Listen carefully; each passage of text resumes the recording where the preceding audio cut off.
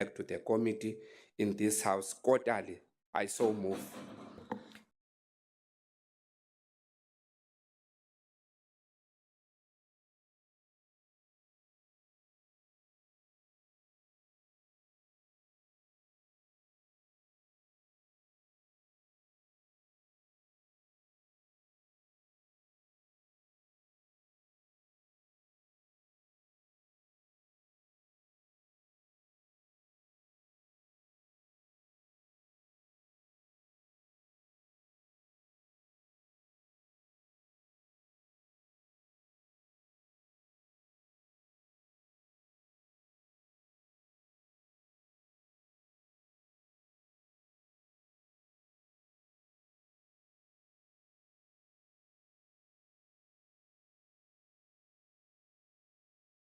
Back to the committee in this House quarterly. I so move.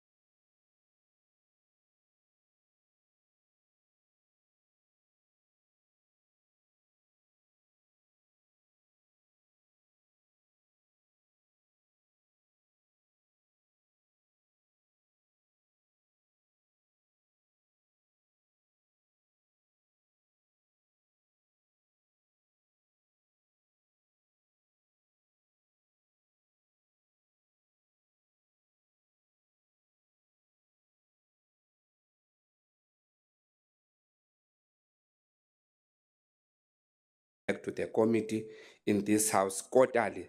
I so move.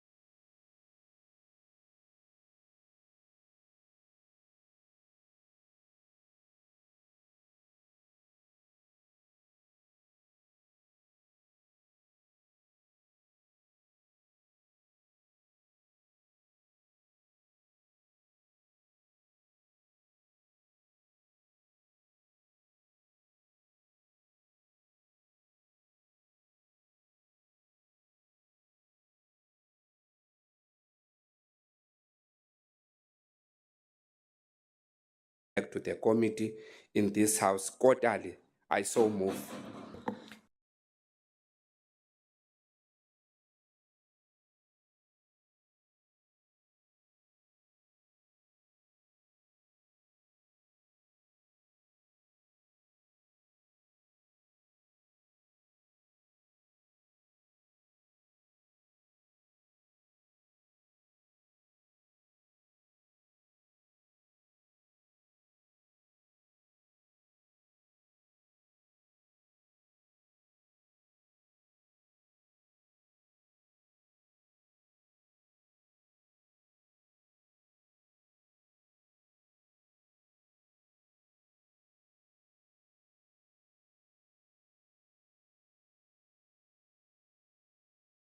If KZN could act decisively, why can't we? Hear you from where I'm sitting. You are disrupting the member. Please proceed. The economic freedom fighters therefore move that we debate in order to reach final consensus, amongst other things, that within 30 days, the Eastern Cape Department of Cooperative Governance and Traditional Affairs conduct a comprehensive feasibility study to establish a medical aid and a pension scheme. This study must clearly specify how many traditional leaders will benefit, how much funding will be required to adequately cover pension, ex gratia payments, and medical aid. A clear rollout plan with timelines and accountability measures, mechanisms to ensure fairness and transparency in identifying beneficiaries. Honorable Speaker, it is unacceptable that our government continues to defer responsibility while our traditional leaders wait for scraps. The EFF calls on this House to take immediate and decisive action, ensure that promises are translated into results, and that our traditional leaders receive the dignity and the benefits they rightfully deserve. I so move. Thank you, honourable members. We note the notice of motion and will then be debated at a later stage in accordance with Rule 133, subsection 1. Honourable members, we conclude the motions. We will now move over to to the member statements. We have only received 3 member statements. That is from Honourable Matkashela, Honourable Kruger, and Honourable Kotoi, in that order. Please remember that in terms of Rule 135A, each political party has got 3 minutes to present a member statement. The executive have 5 minutes to respond to each member statement. Honourable Chief Whip, it's 11:14. Your time starts now.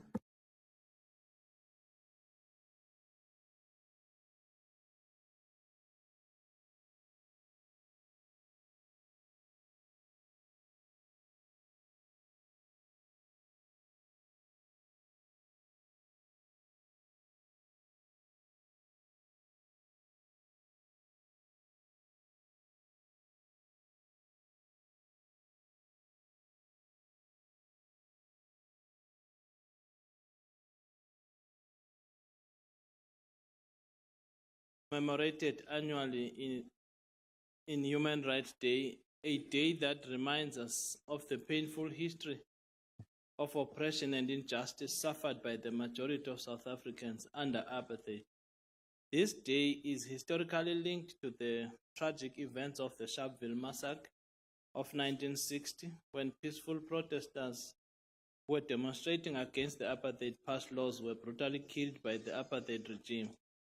We recognize that since the dawn of democracy in 1994, under the leadership of the African National Congress government, South Africa has made significant strides in advancing and protecting the human rights of all its citizens. We also acknowledge with pride that millions of South Africans today enjoy freedoms that were once unimaginable, including the right to vote, freedom of expression, freedom of movement, and equal protection under the law as guaranteed in the Constitution of the Republic of South Africa of 1996, one of the most progressive constitutions in the world. Honorable Speaker, democratic South Africa has expanded access to basic services such as housing, clean water, sanitation, healthcare, and education, thereby restoring dignity of millions of previously marginalized citizens. Furthermore, Millions of houses have been built, millions more households now have access to electricity and clean water, and social grants now reach millions of vulnerable South Africans, providing a crucial social safety net. Today, we wake up to the news of one of the most iconic buildings in the history of not only the Eastern Cape, but also the former Transkei, the Botterskou building, set ablaze. This tall, enigmatic building housed about 12 government departments and entities. This is going to have a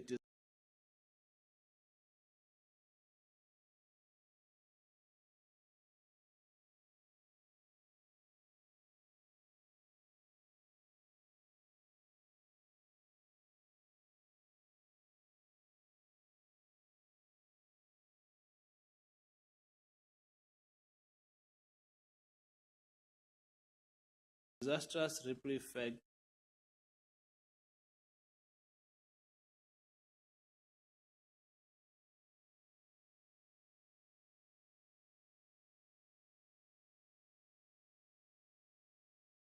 the Department of Public Works to ensure constant maintenance of its buildings, as well as ensuring that all the necessary safety measures are in place. Thank you so much, Honorable.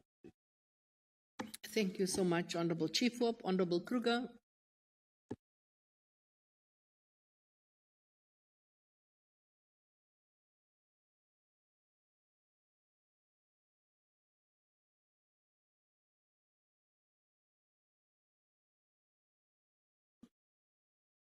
Thank you, Honorable Speaker.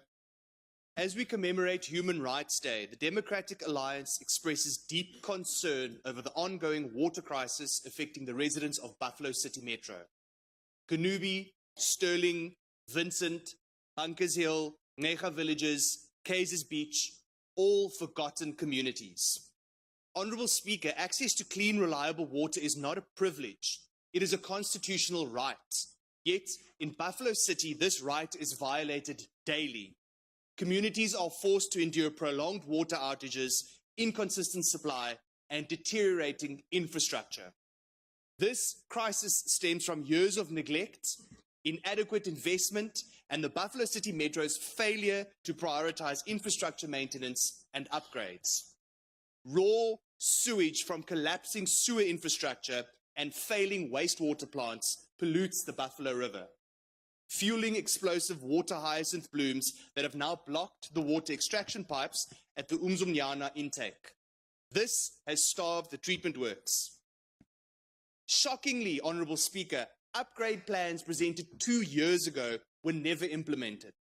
There were no contingency plans and no proactive river management. Instead, BCM and Amatola Water Board continue to issue vague, contradictory public statements that offer no timelines or credible solutions.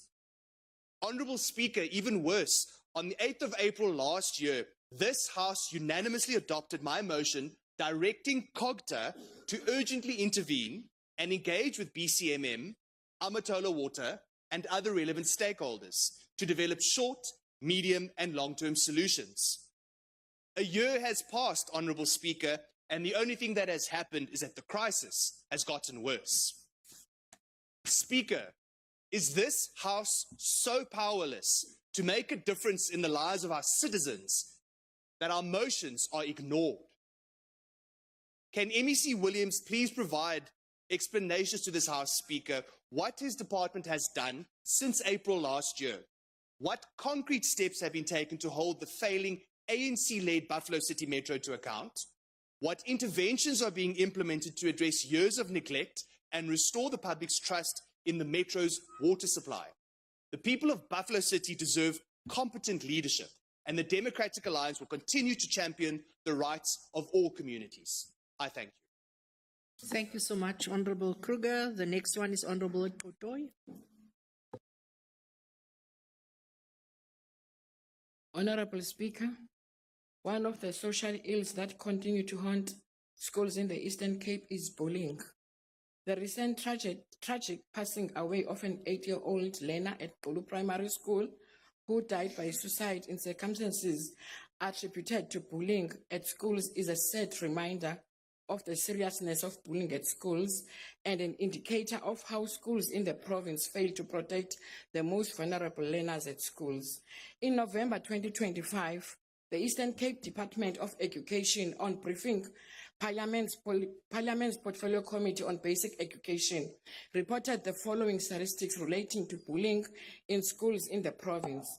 Quarter 1, 140 incidents of bullying involving 291 learners. Quarter 2, 3 incidents involving 257 learners. Quarter 3, 100 incidents involving 196 learners. Taking into account that schools are guided by guidelines in the management of bullying in the Eastern Cape schools, the National School Safety Framework and their own code of conduct, the Economic Freedom would like to ask the following questions. How effective are the guidelines in the management of bullying in the Eastern Cape schools in the relations to capping bullying at schools? Given the prevalence of bullying in schools in the province, are the codes of conduct of the schools very effective in dealing with bullying? In the same way that the department is able to provide statistics relating to incidents of bullying at schools, does the department have statistics relating to disciplinary measures and sanctions that have been meted out to those learners found guilty of bullying others? Is there any working relationship between the Department of Education and the Department of Social Development for provision of counseling and psychological support for learners who are victims of bullying in order to avert a situation where learners end up taking their own lives? I thank you. Thank you so much, Honourable Member. We now hand over to the Premier, who has got 15 minutes. Premier may allocate to the respective Honourable MECs within that 15 minutes. Over to you, Honourable Premier.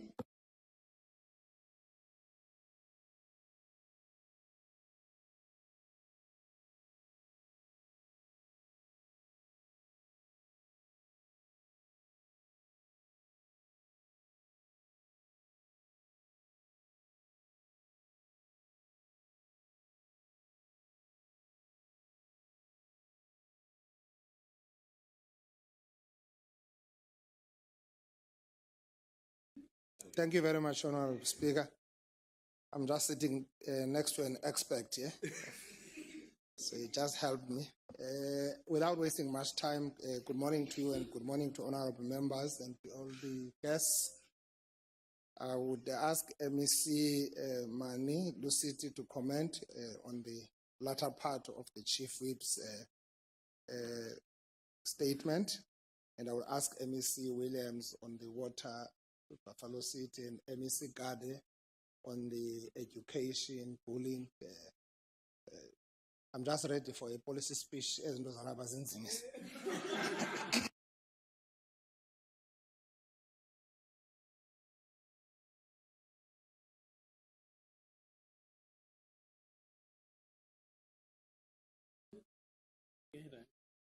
Thank you, Honourable Speaker. Greetings to yourself, the honourable members, all the guests in the gallery.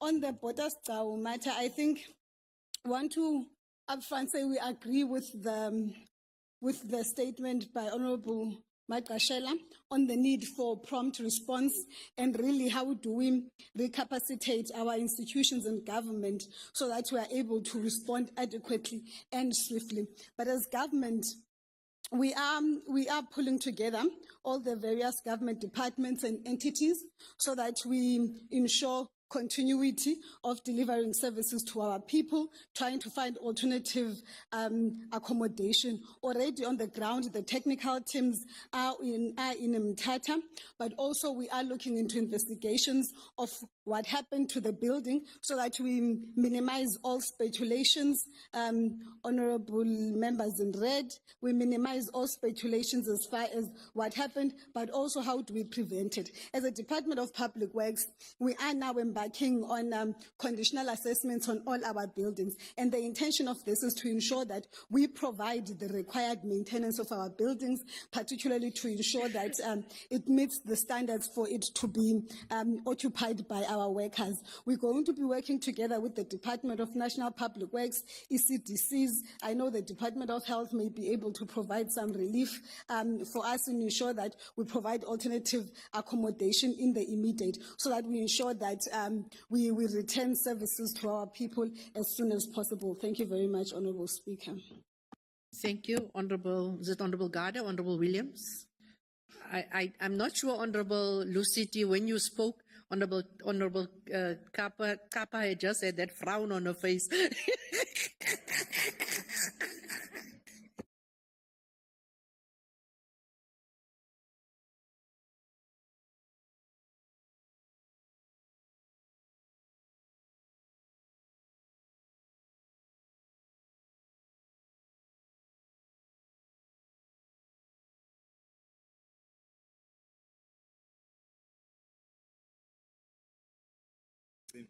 Nanzo.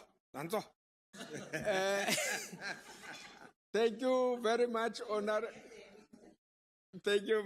Honorable Speaker, the Honorable Premier, members of the Executive and members of the House, our honorable traditional leaders that are present in the House, members of the public in their various positions in society, abantu baseMpuma Kapa, abasibukele kumakhasi onxibelelwano. Honorable Speaker, ever since the member raised this matter last year, we have indeed engaged with stakeholders that are relevant. Amatola Water, which is a service provider to Buffalo City Metro, the Department of Water Affairs itself, to deal with matters. Last year, the member would remember, there was a challenge of employee or labor relations between Buffalo City Metro and the unions. So we could sit down, thresh out the problems. Some of those employees were actually dismissed from employment, but they continued to interfere with the systems that Amatola Water is using to deliver water services. So that problem is still cropping out time and again. Now, we've also held meetings with the minister again and Amatola Water, now linked to the non-negotiables, to say the state entity, which is Amatola Water, seems to be failing a municipality in delivering a service. And therefore, we must treat each other with respect between these two stakeholders. Because if Amatola fails, then this translates to the failure of Buffalo City and then protest action against Buffalo City by the public because of a failure by a state entity. And so we've agreed with the minister on making better. We met, in fact, the board, the mayor of Buffalo City, the minister and our department and the local Department of Water Affairs to try and thresh out all these challenges in relation to water services. Indeed, still, Bonubi is still having water challenges. Amalinda is still having water challenges. To some extent, Vincent had water challenges, but those are being attended to. So it's not a matter of us not doing anything, but we're pushing hard to ensure that we resolve these problems, because water, in our view, is a right. It is a non-negotiable, and it's not a favor that we must provide it to the communities. So I'm saying, Honorable Speaker, it's something that we are currently working on, and I'm still getting reports about what are they doing now today to try and resolve the problem. Thank you very much. Thank you. So wise decision to speak before Honorable MEC Gade. Over to you, MEC Gade.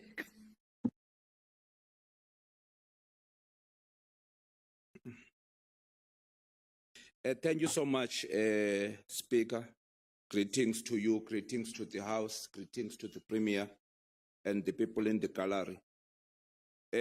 Honorable Speaker, after realizing the intensity of the social moral fiber in the country in general, both ministers, the Minister for Basic Education and the Minister for Safety, revised the protocols for the conduct of learners in the country, and in the process brought in the Minister for Social Development in order to curb the massive crisis of suicides that were happening generally in the country. So the member, the question now is that we are busy working on how best we reduce the stats that the member is talking about. From a policy framework, we do have that, and government has also assisted in tracing some of the cases that has been presented before the table of basic education at the Ministry for Safety and the Ministry for Social Development. We have been committed on that, Honorable Speaker. We can provide evidence from the ANC Women's League, Molo Makelane. That document talks to what the honorable member is talking about. So the commitment of the ruling party goes far beyond the motion that the honorable member is talking about. Thank you so much. Thank you so much, Honourable Member. That concludes the member statements. Thank you, Honourable Gade. That's the quickest you've ever responded. I know the ones who take up all the time here in the House. Honourable members, that concludes the member statements. We will now ask the Secretary to read the first order of the day. Tabling of vote number 1, Office of the Premier. Call upon the Premier of the province, Honourable Premier Mabuyane, to come and table his policy and budget speech in terms of Rule 159, subsection 4. Honourable Premier, you've got 25 minutes.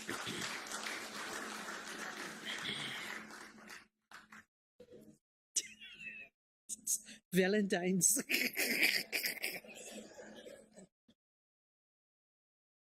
Over to you, Honourable Premier. Thank you very much, Honourable Speaker. Good morning once again to you, Deputy Speaker, members of the Executive Council, and the members of this august House.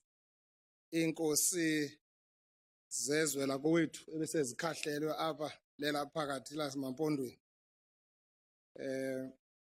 Director General HOD and all government officials, distinguished guests, ndiyabona into kokuba lendlu ime ngembambo, kodwa kubantu abaphakathi kwethu namhlanje sinendwendwe elikhethekileyo lika MEC wakwa Health, umama uDr. Xaba Mkwena notata uMkwena.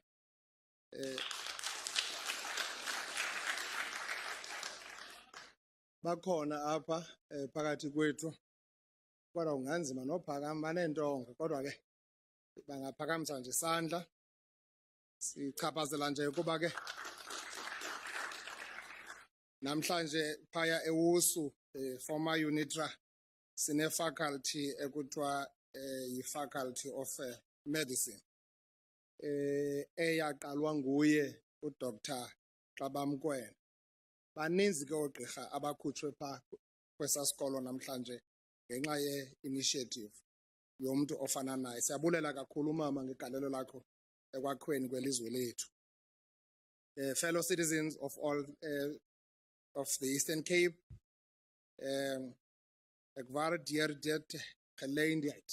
you know, I'm just confusing the EFF now. Funa bahle benyuka beconsulta okutyana. I rise to present the budget and the policy statement of the Office of the Premier for the year 2026-2027. This is the second budget and a policy speech towards the rollout of the strategic plan 2025 to 2030. Xa sifika ku-2030 awube sendiyimbali okokuba iyabe ithemu yami yesibili mhlawumbe ndiyigqibeli. Uyazi ke kule nto siya kuyo uba angafiki nalapho. But before I delve deeper into it, as the Eastern Cape government, we have learned with shock last night that the landmark Provincial building in Mthatha, which houses several government departments, was gutted with fire. The cause of fire is unknown at this stage, and investigation will ensue to determine what started the fire. I'm in discussion since yesterday night with the Minister, Dean McPherson from Public Works nationally, asking for all the necessary expertise, support from the department. And also I've been in talk with also Minister of Rural Development and Land Affairs, Minister Nyonzo. We are trying to work together, establishing the necessary support team that we need. MEC will soon be on the ground from here to make sure that all systems are in place. We've got to get government back in normal ways of functioning so that our people can get services. We are hopeful that there will be no loss of life in that incident. However, we can say this is a major setback for the province because that building is an important asset where our people receive services in the offices that are now destroyed, and clearly important documents have been erased by fire. This is not the first incident of fire that engulfs government buildings in this province, and it is high time for all our government departments to store information on cloud as it is remote and more secured. Qale nalo ke ngalo cloud ufana no Microsoft simane sigrogriswa nge-sanctions nathi South Africa in the battles that we're confronting that are taking place in the global dynamics. So if those sanctions can be imposed in South Africa, I can tell you big companies like Microsoft and others will be forced to choke us as this country.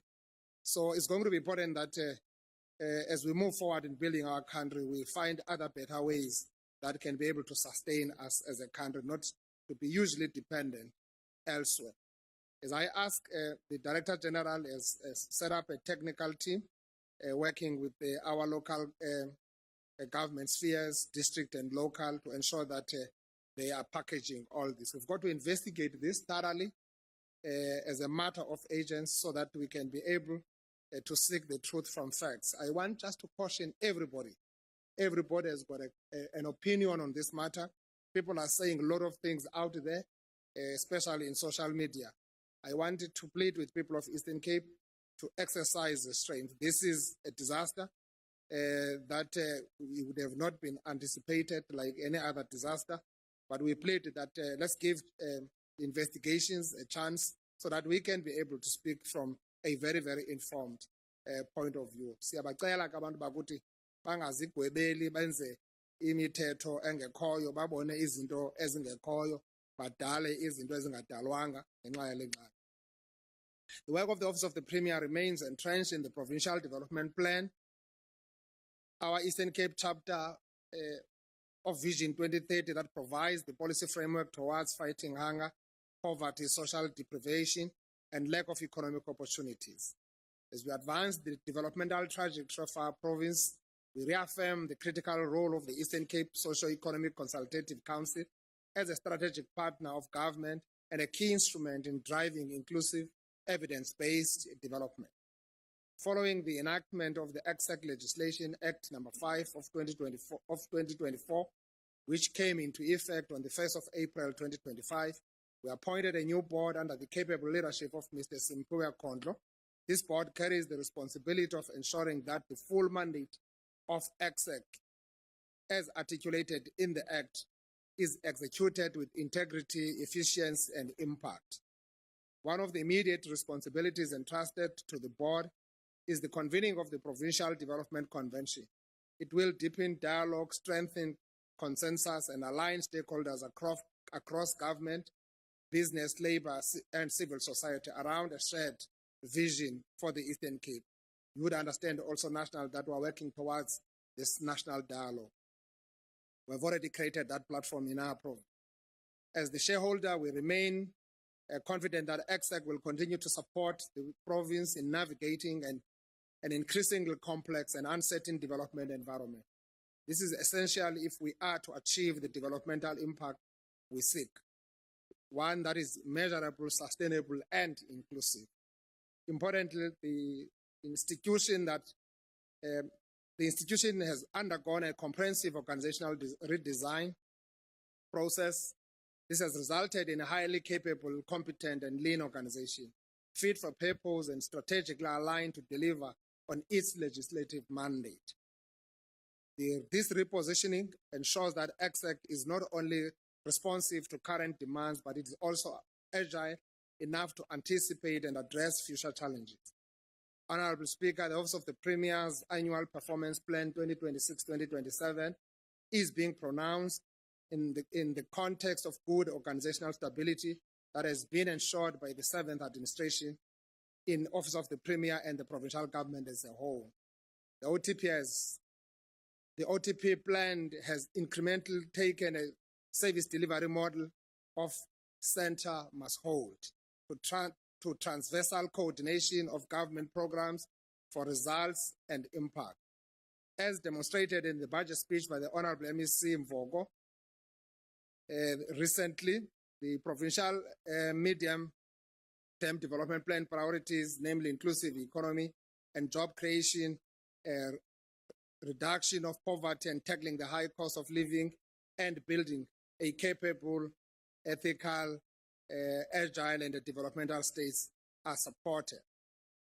Madam Speaker, we are mindful of the fact that this budget speech is presented in the context of high unemployment and persistent socio-economic disparities.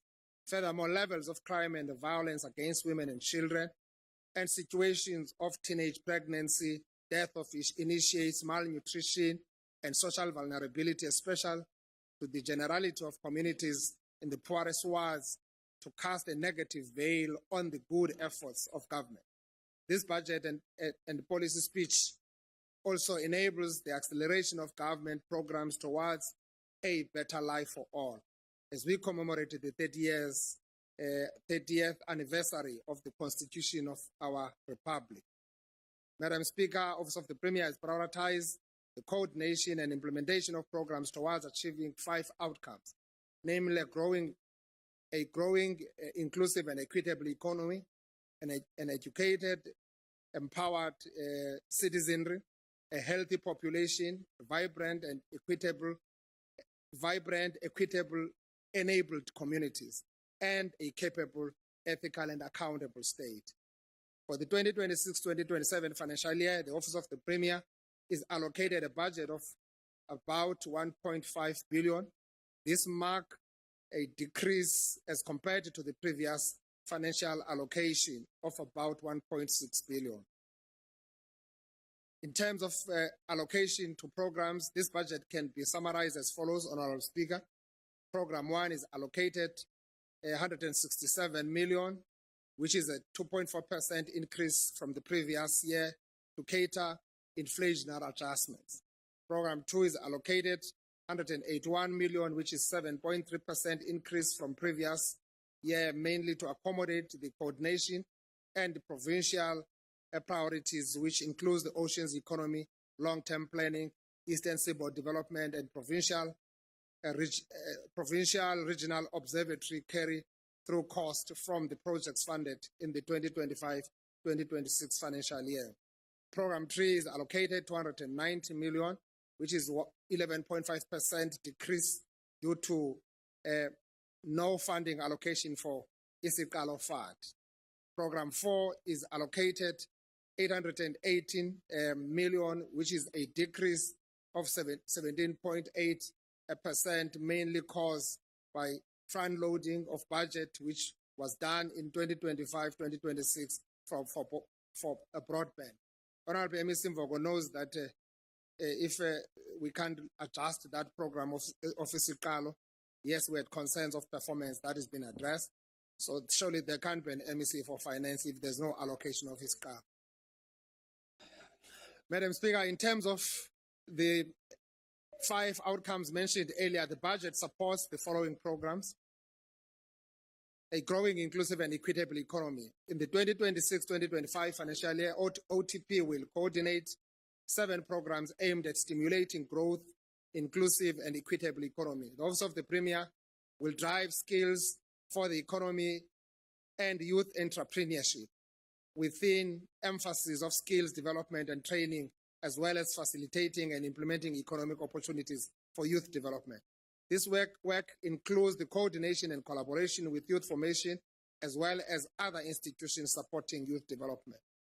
Through the Isikalo Youth Fund, the department had targeted to support 60 enterprises to the value of 40 million. We're pleased to report that 50 enterprises have been awarded thus far for various sectors such as agriculture, creative industry, ICT, and other services in general. As you can see that every day there's an award and a handover for our young people who are entrepreneurs who would want to contribute in growing the economy of our province.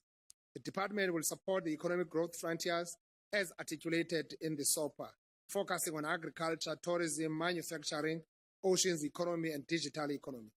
Our approach is to structure meaningful cooperative interfaces with key sector stakeholders to facilitate economic development.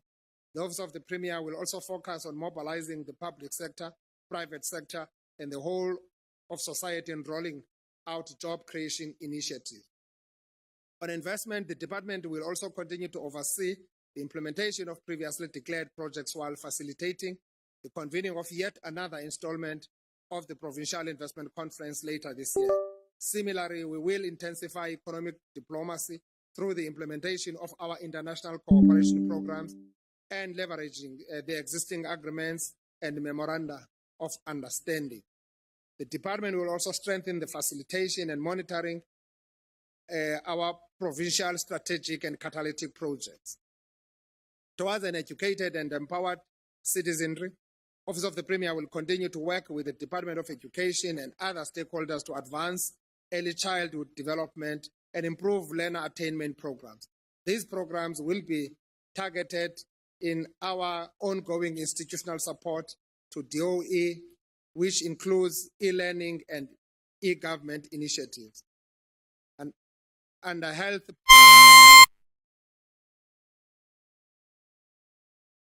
improve life expectancy. Office of the Premier, working with the Department of Health and Provincial Treasury, will consolidate provincial government initiative in our efforts to defeat the scourge of medical legal.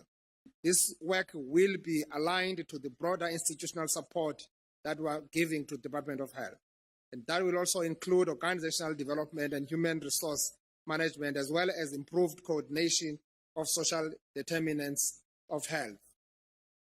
In the 2026-2027 financial year, Office of the Premier will, with other spheres of government and social partners in the service delivery environment, will continue to lead a coordinated approach towards building a vibrant, equitable, and enabled communities. In this regard, the department will assume responsibility for the coordination of rural development as part of our broader social protection program. Office of the Premier will also strengthen the monitoring of service delivery across the province, as well as the coordination of moral regeneration and gender-based violence or femicide response program. This will enhance our campaign of gender-based violence and femicide as a national disaster, which have been already started. I wish to inform this august House that the DNA results are out and positive for the Gubenga child who was killed and buried in Mount Fletcher. That is Etogweng. As government, we welcome this development as it brings closure to the family. Enkosi kakhulu to the MEC for social development for being steadfast on this, following it until it is done. Indeed, there are really demands that we need more capacity on the DNA laboratories so that we don't take such a long time in order to deal with issues like this. The state remains our vehicle to drive planned social change. The Office of the Premier will therefore continue with the work to deepen transformation, strengthen governance, and ensure robust integrity management and legal and compliance systems in institutions of the state. The department will also focus on digital transformation, improving government coordination, mainstreaming of designated groups, and monitoring of the implementation of the priorities of the Provincial Medium-Term Development Plan, as well as the resolution of citizen complaints. We believe strongly that our meticulous implementation of these programs and other programs will improve public participation or public perception on government.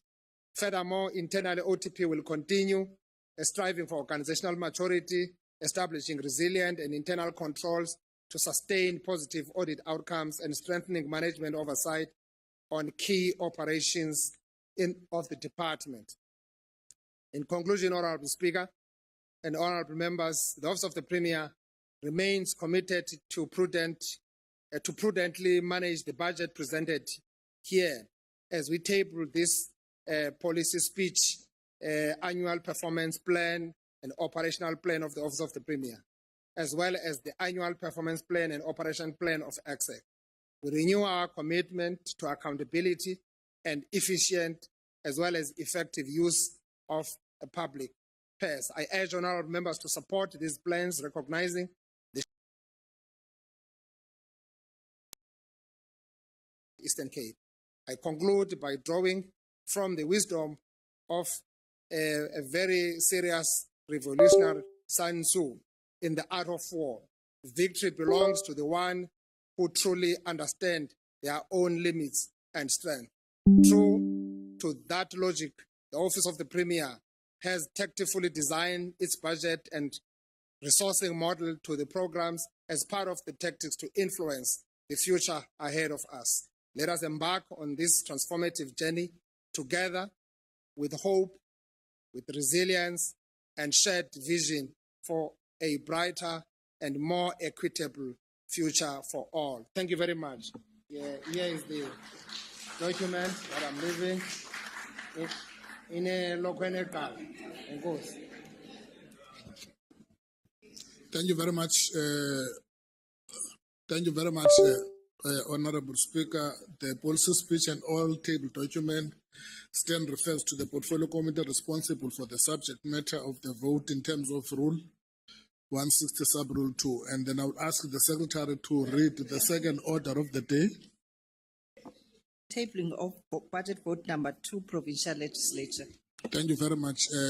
Honorable Speaker, your 25 minutes starts now. Over to you. Thank you so much. Honorable Chair of Chairs, Honorable Deputy Chair of Chairs, our Chief Whip, our members of the Provincial Legislature, leaders of the House of Traditional Leaders, leaders of faith-based organizations, business leaders, civil society, the provincial leadership of SALGA, leadership from the institutions supporting constitutional democracy, leaders from institutions of higher learning, the DG and the HOD's President Secretary Honorable Speaker, to the legislature, constitutional democracy, leaders from institutions of higher learning, the DG and the HOD's President financial year, during the landmark constitutional democracy, leaders from institutions of higher learning, the DG and the HOD's President, the 70th anniversary of the Women's Year, during the landmark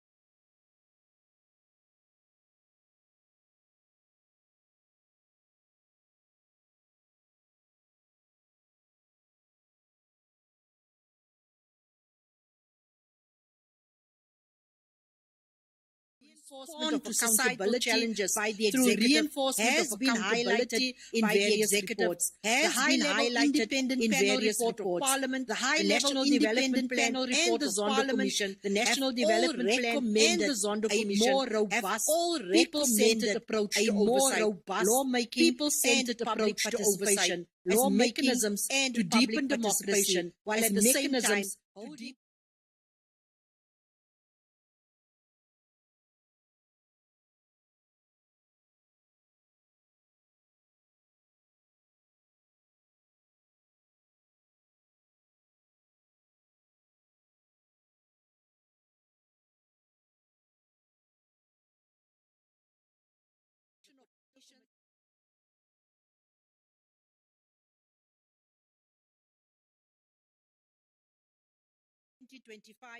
focused on disaster-stricken regions and follow up on major human settlement and transport projects in OR Tambo and Alfred Nzo district municipalities. Our continued oversight role through robust engagement and interactions, both in the Portfolio Committee on Education and our visits as the Committee of the Whole House to schools, have contributed to the continued progress and the improvement in the National Senior Certificate results. Last year, we had committed to establish an ad hoc committee on the customary mail initiation to ensure that there was dedicated, timeous oversight and accountability during the traditional male circumcision seasons. We are proud to report that the ad hoc committee was established in July last year and conducted oversight visits to the OR Tambo Rescue Center, to 3 hospitals that admitted initiates, and to 14 initiation schools during the December traditional circumcision season. We know this is not enough. Our committee needs to be far more agile and more time needs to be allocated because we are having 2 seasons. In the 26-27 financial year, the committees will enhance accountability through the scrutiny on the performance of state organs with specific focus on financial matters and audit outcomes. This will be done by streamlining SCOPA's operations to focus on the financial oversight, compliance with the laws and regulations, and ensure value for money through infrastructure oversight with emphasis on value for financial prudence. The strategic planning session of the committees resolved on the consolidated priorities to strengthen oversight and ensure accountability by the provincial executive on key priorities.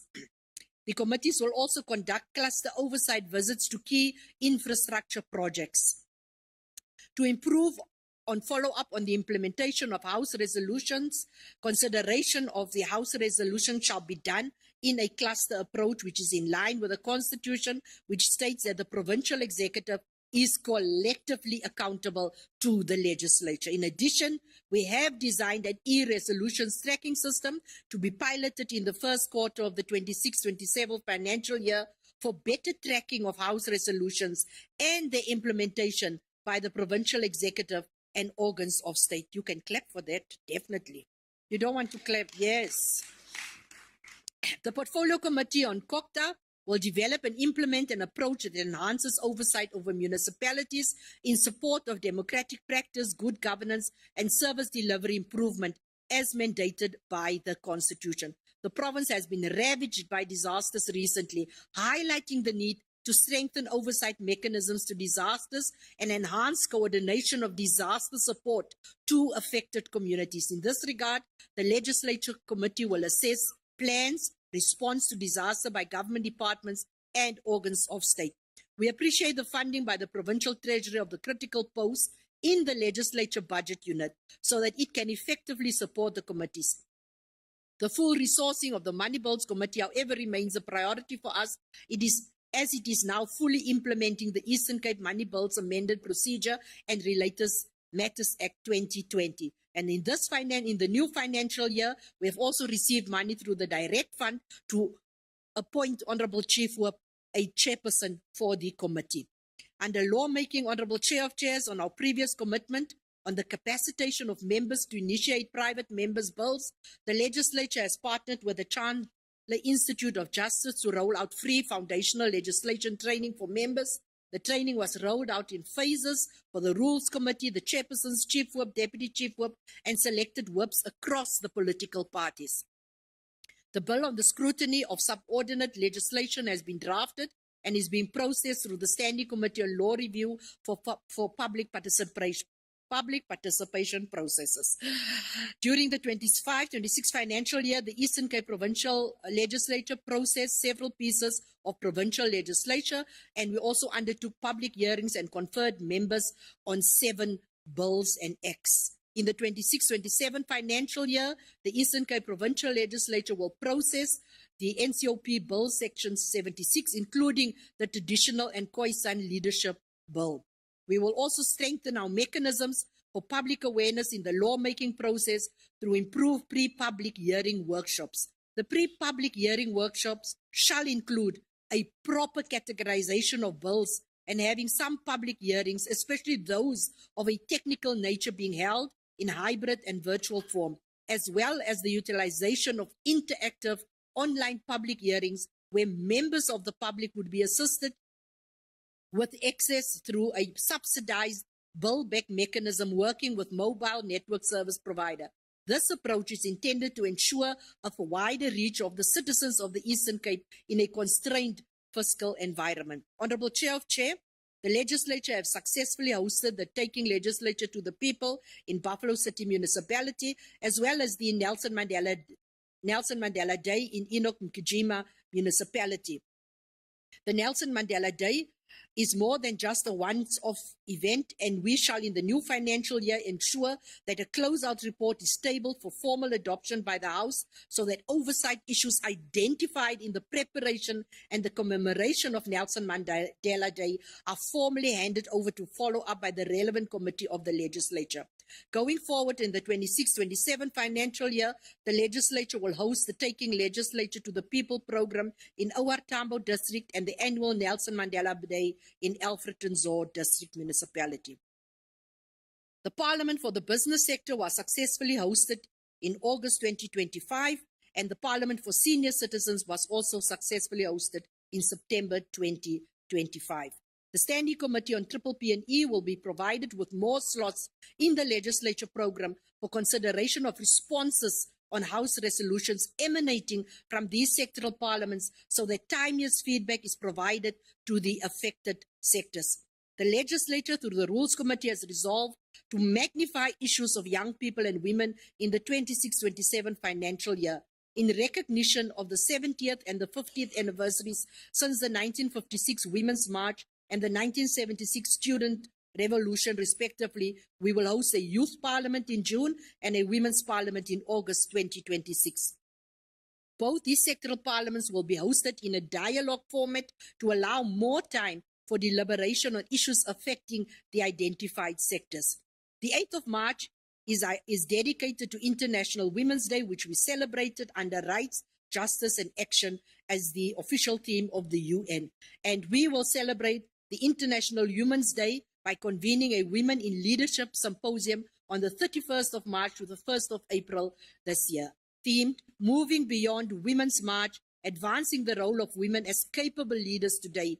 As I rise, we rise. The symposium aims to strengthen women's participation in leadership, encouraging peer learning, support well-being, shared lived experiences, promote visibility and meaningful collaboration across institutions. All honorable female members of this House is invited to that program. Under the CPA program, the focus will be emanating from the conferences to effectively respond to the challenges that have been raised on climate change and energy provision, where the CPA Eastern Cape branch will introduce a green building project during this financial year. The branch will also host a webinar on how can parliaments harness AI's efficiency and insight without undermining democratic integrity, inclusivity, and trust. The intention of the webinar is to examine how artificial intelligence can enhance efficiency, research quality, legislative drafting, and oversight within the legislature. In the 26-27 financial year, the CPA will also implement the resolutions taken in the last conference by convening a session on Voices of Women Traditional Leaders, listening for inclusive lawmaking to reduce customary male initiation deaths in the Eastern Cape. Honorable Chair of Chair, In this financial year, the portfolio committees will forge closer working relations with institutions supporting democracy through the agreements and teaming arrangements that focuses on the implementation of recommendations from these ISD reports. Moreover, we will conduct impact assessments on the implementation of our MOAs and utilization of reports from the ISDs by committees to enhance oversight, strengthen accountability for improved service delivery. The legislature will continue our collaboration with the Independent Electoral Commission, conducting a series of voter education programs with the aim of encouraging eligible voters to register and vote in the upcoming local government elections. The voter education collaboration will be rolled out in the first and the second quarters in this financial year. The Honourable Chair of Chairs, the Eastern Cape Provincial Legislature has made significant progress in modernizing its digital environment, particularly through the successful implementation of the ERP system, which now supports key backup office functions such as human resource, finance, and supply chain management. This represents a major milestone in standardizing processes, improving compliance with GRAP requirements, and reducing reliance on manual administrative workflows. We have fully implemented Sage 300 payroll module for processing of salaries and management of third-party payouts. The legislature has adopted a modern and state-of-the-art visual solution in the Raymond Mhlaba chamber, and this is to align the ICT with the legislature's core functions by enhancing hybrid and virtual communications. As you can see, there are still snags and we are dealing with those issues. This initiative will facilitate greater public participation and education through live stream legislative proceedings, including our plenaries. In the 26-27 financial year, we will modernize and upgrade the Eastern Cape Provincial Legislature's boardrooms, and two of the boardrooms are targeted, Dolly Mzaiduma and the Molly Blackman committee rooms for this financial year. Honourable Chair of Chair, in terms of our budget outlook for the financial year, we have received 810.837 million from the Provincial Treasury. In conclusion, Honourable Chair of Chairs, the challenges confronting us are not insurmountable and can be addressed and their impact minimized with collaborative effort. We can't continue to allow our programs to be far removed from the lived experiences on the ground and continue with our usual business in the face of high youth unemployment, teenage pregnancies, and many other challenges. These challenges demand a radical shift and a business unusual approach. In 2008, the then President Thabo Mbeki introduced the business unusual approach to tackle pressing challenges during the State of the Nation address and said, I quote, "We speak of business unusual, not referring to any changes in our established policies, but with regards to the speedy, efficient, and effective implementation of policies and programs so that the lives of the people should change for the better sooner rather than later," close quote. Let me also thank the presiding officers, the Legislature Oversight Committee, the Secretary to the Legislature, our management and our staff for the support and the commitment in executing the constitutional mandate of the legislature. I hereby table the following documents: the Policy and Budget Vote Speech 2026-27, the Annual Performance Plan 26-27, as well as the Annual Operational Plan 26-27. Thank you so much. Thank you very much, Honourable Speaker. The policy speech and all the table documents stand referred to the Portfolio Committee responsible for the subject matter of the vote in terms of Rule 160 Sub-Rule 2. I will call the Secretary to read the third order of the day. Tabling of budget vote number 5, Provincial Public Works. I will call upon the member of the Executive Council responsible for the Department of Public Works and Human Settlement to table the policy speech for 2026-2027 Public Works and Infrastructure in terms of Rule 159 Sub-Rule 4. Honourable, let me see, your 25 minutes starts now. Thank you very much. Dear share white documents. Chair of Chairs, greetings to yourself. I want to take this opportunity and greet the Honourable Speaker, the Deputy Speaker, the Premier, members of the Executive Council, Honourable members of the Provincial Legislature, Director General of the province, heads of department, all government officials, and our distinguished guests that are in the gallery. Honorable Chair of Chairs, let me begin by conveying my warm greetings to everyone present in this august house. Thank you, Chief Whip. Yesterday, an unfortunate incident of fire occurred in the historic Provincial building in Mthatha, a significant structure that accommodates 11 government departments. And in response to this incident, the head of department is leading a team of professionals to assess the extent of the damage. The HOD is also engaging with the affected departments to secure alternative office accommodation and ensure continuity of services. We want to assure the people of the OR Tambo district that every effort is being made to manage the situation effectively. Measures are being put in place to ensure that there is minimal disruption of government services, and all affected departments will continue to operate through alternative arrangements. Notwithstanding, it is a profound honor and a deep sense of responsibility that I rise today to table the 26-27 policy and budget speech for the Department of Public Works and Infrastructure. The speech accounts for the first financial year of the 7th administration and outlines key interventions that will advance the strategic direction of the department during 26-27 financial year. When the first democratic president of the Republic of South Africa, Utatu Nelson Mandela, signed the Constitution into law 30 years ago, it was not merely an administrative act, it was a profound political moment that entrenched the obligation of the democratic state to progressively realize the basic rights of all its people. It affirmed that the dignity, equality, and freedom of all South Africans will no longer be abstract ideals, but will be enforceable commitments. As architects and custodians of the people-centered, capable, and developmental state, it is therefore our political and moral responsibility not only to reflect on the progress achieved as we mark 3 decades since the signing of the Constitution, but also to ensure that our planning, budgeting, and implementation remains firmly anchored on its founding values. The Bill of Rights must continue to serve as the compass that guides our infrastructure investment, our asset management, and our service delivery programs.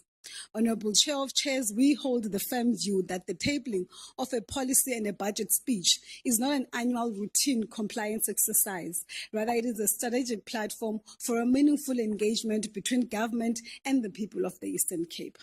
It is an opportunity to account transparently for the road we have traversed, to reflect honestly on our shortcomings, and to present concrete, measurable plans for the delivery and coordination of public infrastructure in our province. We therefore approach this responsibility with the seriousness it deserves, mindful of the fact that the work that we do must give practical effect to the aspiration of the Constitution so as to give a democratic dividend to the people of our province. It is therefore imperative that public resources entrusted to the department are used in a manner that always translates into greater public benefit. Honourable members, as we outline our progress and our future plans, we do so fully aware of the fiscal constraints that confronted the department during the 25-26 financial year.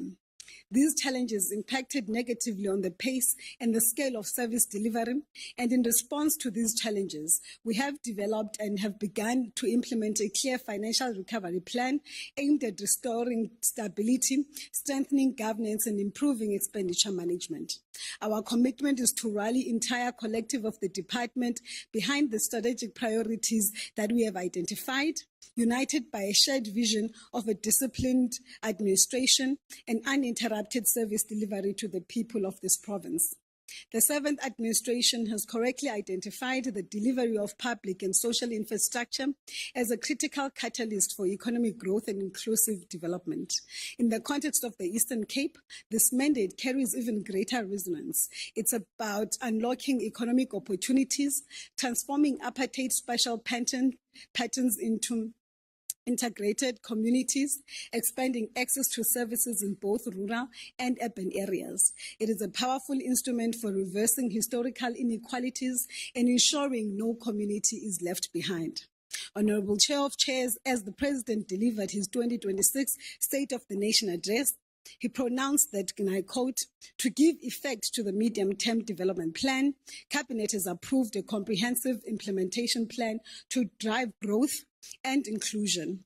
He further explained that the foundation of this plan is investment, particularly in public infrastructure, as well as labor-intensive growth sectors that are capable of future growth, I close quote. We are convinced that a well-planned, properly coordinated, and efficiently executed infrastructure program is critical to economic revitalization, job creation, and improved social outcomes. Infrastructure is the backbone of development. It enables education to flourish, healthcare to function and effectively, and businesses to operate competitively, and communities to live with dignity. In the previous policy and budget speech, we presented a bold strategic plan to leverage on the merger of the Department of Public Works and Infrastructure and the Department of Human Settlements under a single political leadership. And this integration was not accidental. It was a deliberate step aimed at maximizing coordination, eliminating duplication, and enhancing the transformative impact of the state investment. And to give effect to this measure, the two departments under one ministry will continue to implement the identified areas of collaboration, and in this policy and budget speech, will provide further details on the measurable gains that have been achieved and areas that still require further improvements. Madam Speaker, the department continues to implement the beneficiation of local economic development strategies to ensure procurement from local suppliers and prioritizing designated groups for mainstreaming and empowering of women, youth, persons with disabilities, and our military veterans. As a way of demonstrating this commitment, the department awarded contracts to the value of 522.5 million during the period April to December 2025 to reflect implementation of inclusive growth and economic transformation. And that has been awarded as follows. 362 was awarded to women-owned companies, demonstrating our deliberate and practical support for women economic empowerment. 158 million was awarded to youth-owned enterprises, reaffirming our resolve to tackle youth unemployment and opening meaningful opportunities in the mainstream economies. Companies owned by persons with disabilities received contracts to the value of 1.2 million, advancing our commitment to building an inclusive economy that leaves no one behind. Now, these figures are not merely statistics. They represent livelihoods sustained, businesses strengthened, and communities uplifted. They demonstrate that transformation. The Voice Lounge is out at the Provincial Legislature for the budget and policy vote, keeping an eye on what's happening on the ground. And with me here today, I do have the Speaker of the Provincial Legislature, Ms. I'm fine. Thank you so much for having us. I'm doing good as well. So today we noticed that, everything has come together as is mandatory and processes are continuing. Any key takeaways from how the gathering has gone so far?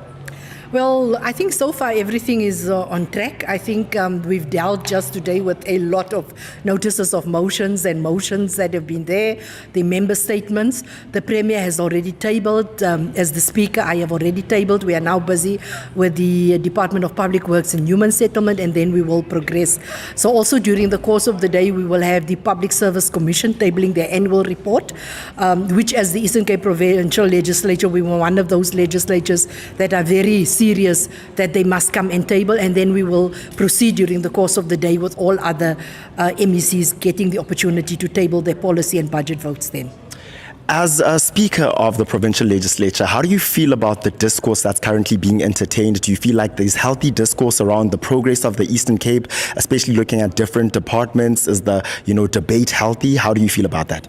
Well, obviously any debate is healthy from that, because departments in its nature, what they set out, it's very unusual that they would have covered and committed all. But I think the important thing is that they come during the policy to outline and to highlight those issues that they have achieved. Also there where they've not done so well, and what mitigating measures would they then put in place, as well as what is then the future outline for this financial year. Remember when at the beginning of each term, there's a big plan that is out. So every year there's a chunk of that plan is then taken and put into action. And then finances is then allocated, appropriated, and they come to the legislature to to account for that.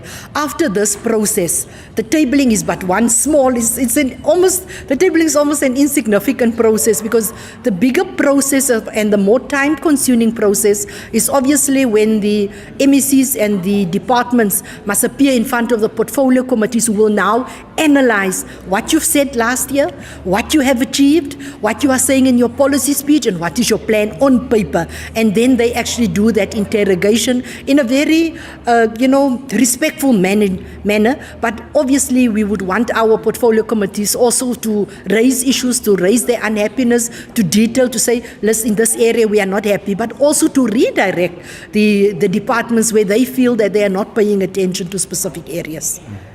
Now, the Eastern Cape is a very dynamic issue to deal with. I mean, our problems are unlike any other province. And just last night, we were met with the tragic news of the burning down of a very integral building, in that it holds, a lot of key departments in the Eastern Cape, especially looking at the former Transkei region, or Mthatha to be specific. What's the sentiment there? Does it feel like there's already plans in place, or are people hitting the ground running? And what's Parliament's outlook on the tragic incident that happened last night? Well, today we have had two motions that were also tabled in support of our dismay at what has happened from different political parties, but also questions were then raised to the Premier in that regard. I think the MEC of Public Works stood up, and she's also in the opening address of her policy and budget speech. She was just busy also tabling that unfortunate incidents, but I think the commitment that she has given in response to the questions to the Premier was that already her department is on the ground there, a plan. They will then assess what has happened, and they will then come up with a plan to see how do they arrest what is going on. Obviously, the investigation into what caused it is another process. Obviously, I think firstly you need to assess the damage that has been done, who is in what manner affected, and what can they do in the meantime to house those government departments, because I think that is the immediate thing. And then on the sideline, the investigation as to actually what caused this. I think also it speaks to the fact that as local government, in our spheres of local government, we need to ensure that we have, in terms of disaster, we need to have fire brigades, we need to have the fire engines, and we need to have water that is nearby, because all of those issues forms an integral part in how you can actually salvage when something such as a fire breaks out, how you can quickly step in, and all of those things. But I think the cautious approach also to take is that we should not speculate. I think we must wait for Public Works to, with speed, deal with those issues, and then come back to the House, obviously, and the portfolio committees, what is their plans. Obviously, looking forward to the local government elections, they'll obviously, as is the case in every local government election year, there'll be a lot of change and dynamic, and also in the faces that we see in Parliament. What plans do you, from your outlook, do you have in place to make sure that provincial legislature still continues to inspire confidence in the province and still continues to carry out the pleas of the people of the Eastern Cape and some of the things that they'd like to see happen in the Eastern Cape? Well, obviously, our core mandate in terms of the Constitution is oversight. And so our oversight will continue. Yes, we do know it is going to be a very onerous responsibility on the legislature to fulfill its oversight, and still members must be on the ground also with local government elections. But I think there is commitment through my office, the Office of the Chief Whip, working with the opposition to ensure that we factor all of those things in. We also use, now our ICT has been upgraded, so we have hybrid sessions, we can go live stream, all of these kind of things to virtually. We can actually assist us to ensure that we do our work, but we are also there on the ground at the end of the day. In pursuance of our constitutional mandate, the legislature will also be working with the Independent Electoral Agency, where we will have joint voter registration targets, outreaches, focusing also guided by the IEC in which specific areas, and with specific focus on young people, because, I mean, we have a high youth a target out there, but they don't come and they don't register, or when they do register in certain areas, on the day they just don't come and vote. So I think a far more dedicated approach must be set by the IEC, and all political parties need to actually go into that space of young people, of young women, because it's more why young women, to get them to understand what does it mean to be a citizen of South Africa, what does it mean to be an active citizen. It's easy to run in front of a crowd and to yell, burn down and break up and all of that, but to engage your elected structures, to engage them and to put issues and to go and make your vote, have your voice heard, because your voice is being heard there. So we do hope that even local governments, the offices of speakers, will prioritize voter education. Voter education is not just for the IEC. Yeah. I think the IEC is on record to say that they just do not have the sufficient funds to reach all over. So with us as the legislature, partnering with them, walking this road with them, I think we're fulfilling our constitutional mandate, but also as politicians, we have a responsibility to go out there and to get to understand why is young people not interested in the vote. Why is but they are at the forefront of all of these uprisings and breaking down and burning and chopping off the road. If you look, it's young people that is there. Look at the pictures. So I think it is an important year for us, but also an interesting year for us. Ladies and gentlemen, Ms. Helen Sauls-August, Speaker of the Provincial Legislature, really engaging us there on some of the key issues that make sure that Parliament continues to continue in the Eastern Cape, so that the battle of ideas around how we can take this province from strength to strength really goes on. This is the Voice Lounge out at the Provincial Legislature in Bisho. Thank you so much for your time.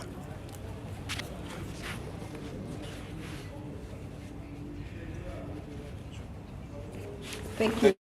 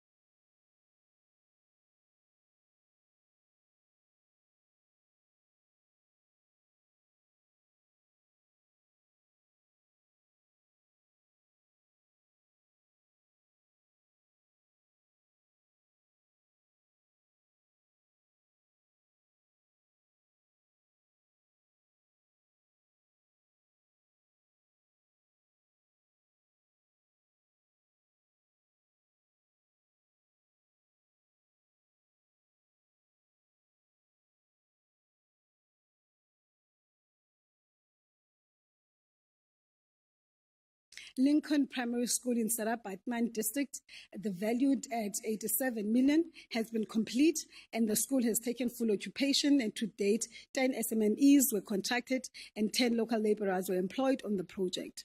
Beltelsdorp Senior Secondary School, valued at 86 million, is under construction, sitting at 85%, with practical completion now revised to October 2026. Mhlonhlo Junior Secondary School in Jogabi District, valued at 34 million, is under construction, and the progress on site is at 84%, and the project is still achieving the practical completion by August 2026. Asherville Senior Secondary School, valued at 92 million, with the construction progress at 94%. Practical completion has been revised to September 2026. Honorable members, the Property Charter affirms the fundamental right of every citizen to dignity, security, and opportunity through equitable access to land and public infrastructure. As custodian of provincial immovable assets, the department is committed to translating these principles into tangible transformation of ownership patterns, particularly addressing the persistent underrepresentation of Black people in property ownership due to historical and administrative and financial barriers. During the 25-26 financial year, the department experienced challenges in achieving its target, which necessitated a reconfiguration of processes for availing and advertising properties. From the 2,269 properties identified for formalization of former R293 and RSA townships, the Premier approved 1,857 for township registration. Of these, 655 properties have already been transferred in collaboration with the Department of Human Settlements to Ndlambe Local Municipality to facilitate the issuance of title deeds to occupants of state housing. A further 9 properties were approved for disposal for rent restitution, Sandra Road widening, and other service delivery purposes. In 26-27 financial year, the department targets the disposal of township registration of 604 properties, including 191 properties for sale, comprising of vacant land, dilapidated properties, and residential units.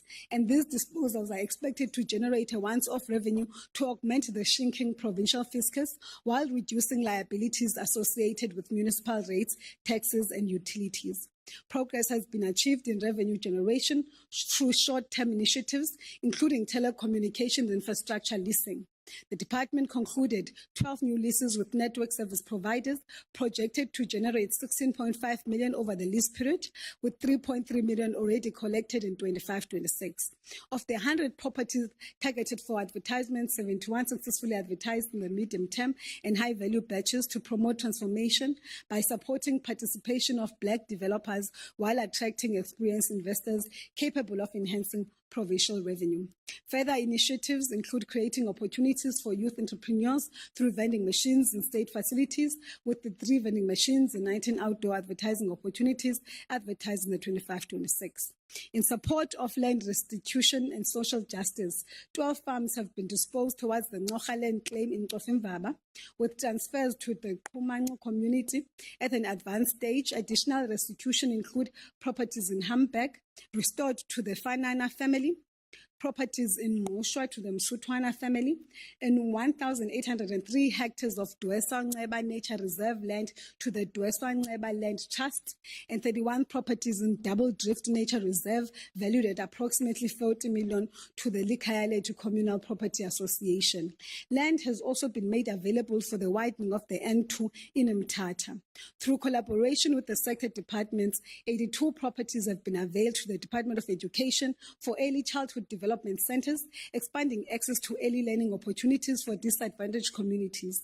And in addressing gender-based violence and femicide, 6 properties have been approved for safe houses for survivors, with further approvals underway in partnership with the Department of Social Development. The department continues to implement land audits and surveys to strengthen the credibility of our immovable asset register and enhance our revenue generation. Operation Bring Back has been intensified to address illegal occupation and hijacking of state properties. The department has successfully executed 15 evictions across the Amatole, Buffalo City, and OR Tambo. Collaborations with the Department of Human Settlements continue through a data cleansing process to ensure a credible immovable asset register and improve tenure security. And to date, 5,532 properties have been verified under the Human Settlements custodianship, while 721 properties transferred from Human Settlements to public works are being verified. This work will improve accuracy in billing for rates and taxes, strengthening security of tenure for beneficiaries. As pronounced in the previous policy and budget speech, the department implemented a hybrid total facilities management model supported by district depots, in-house artisans, and a fully operational customer business management call center.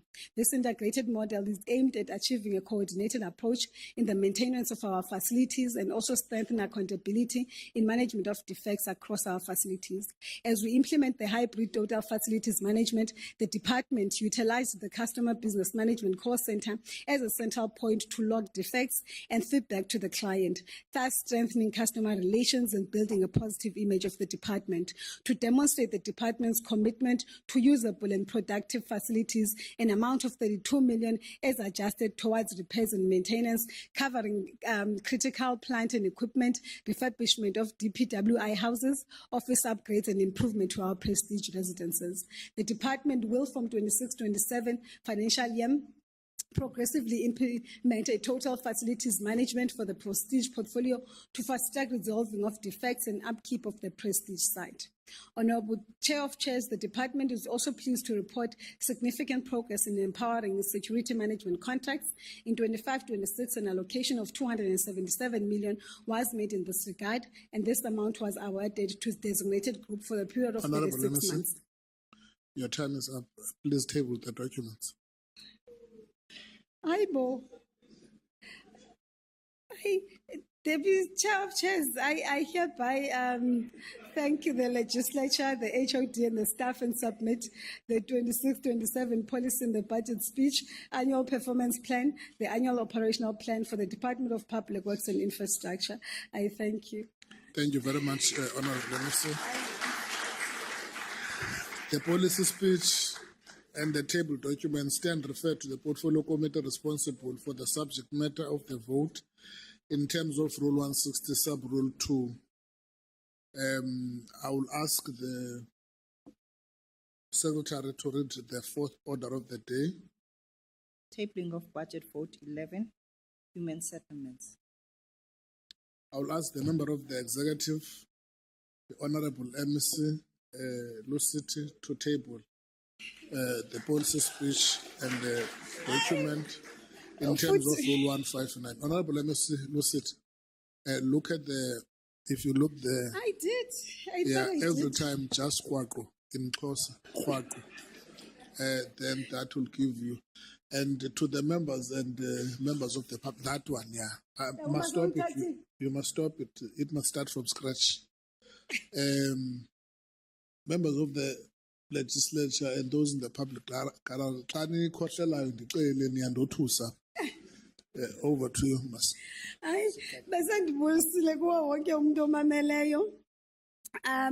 Again, it is an honor for us to table the 26-27 budget and policy speech for each department of our human settlements.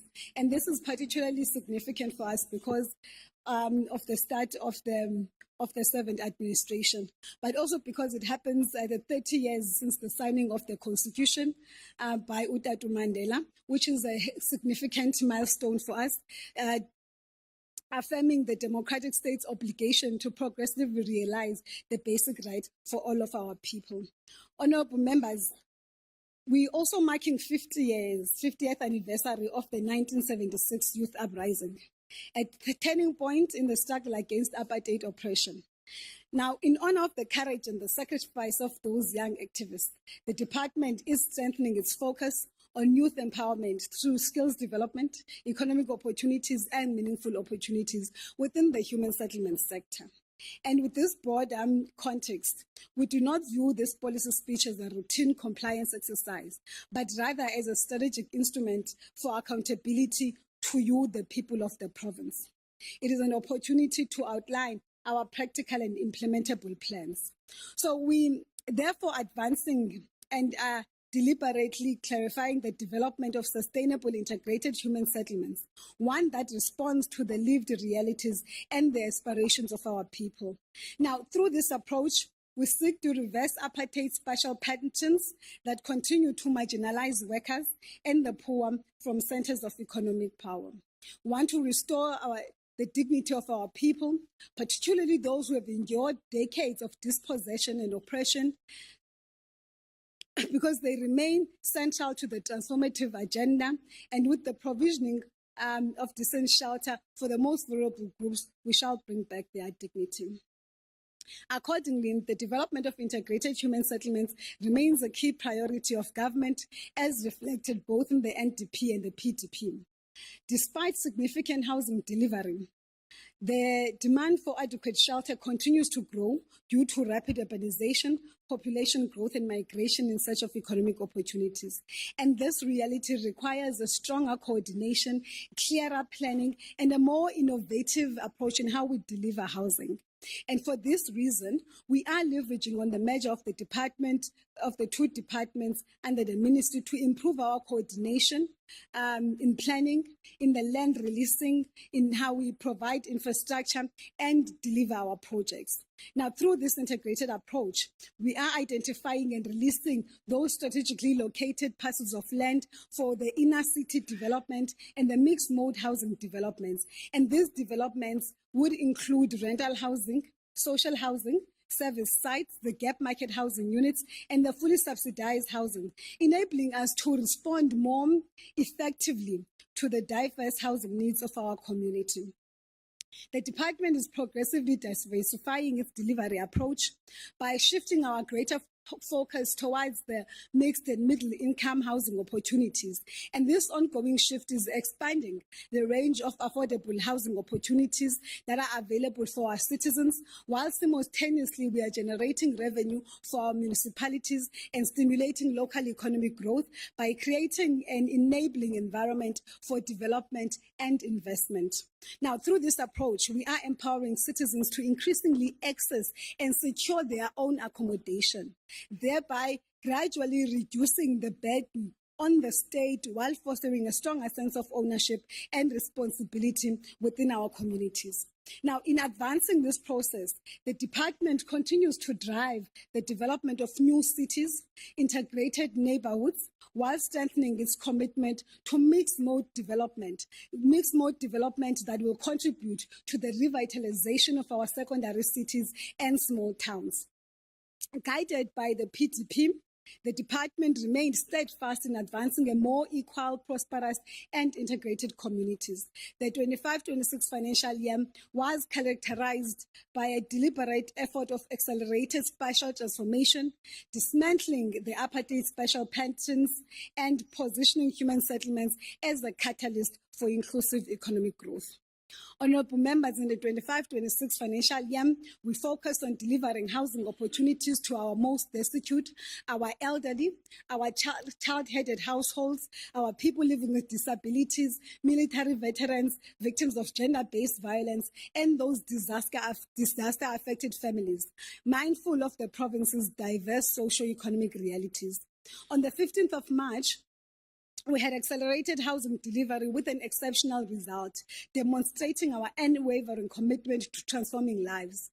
A total of 4,737 breaking new ground housing units were delivered, providing dignified homes to thousands of beneficiaries, translating to 95% of our overall housing delivery targets.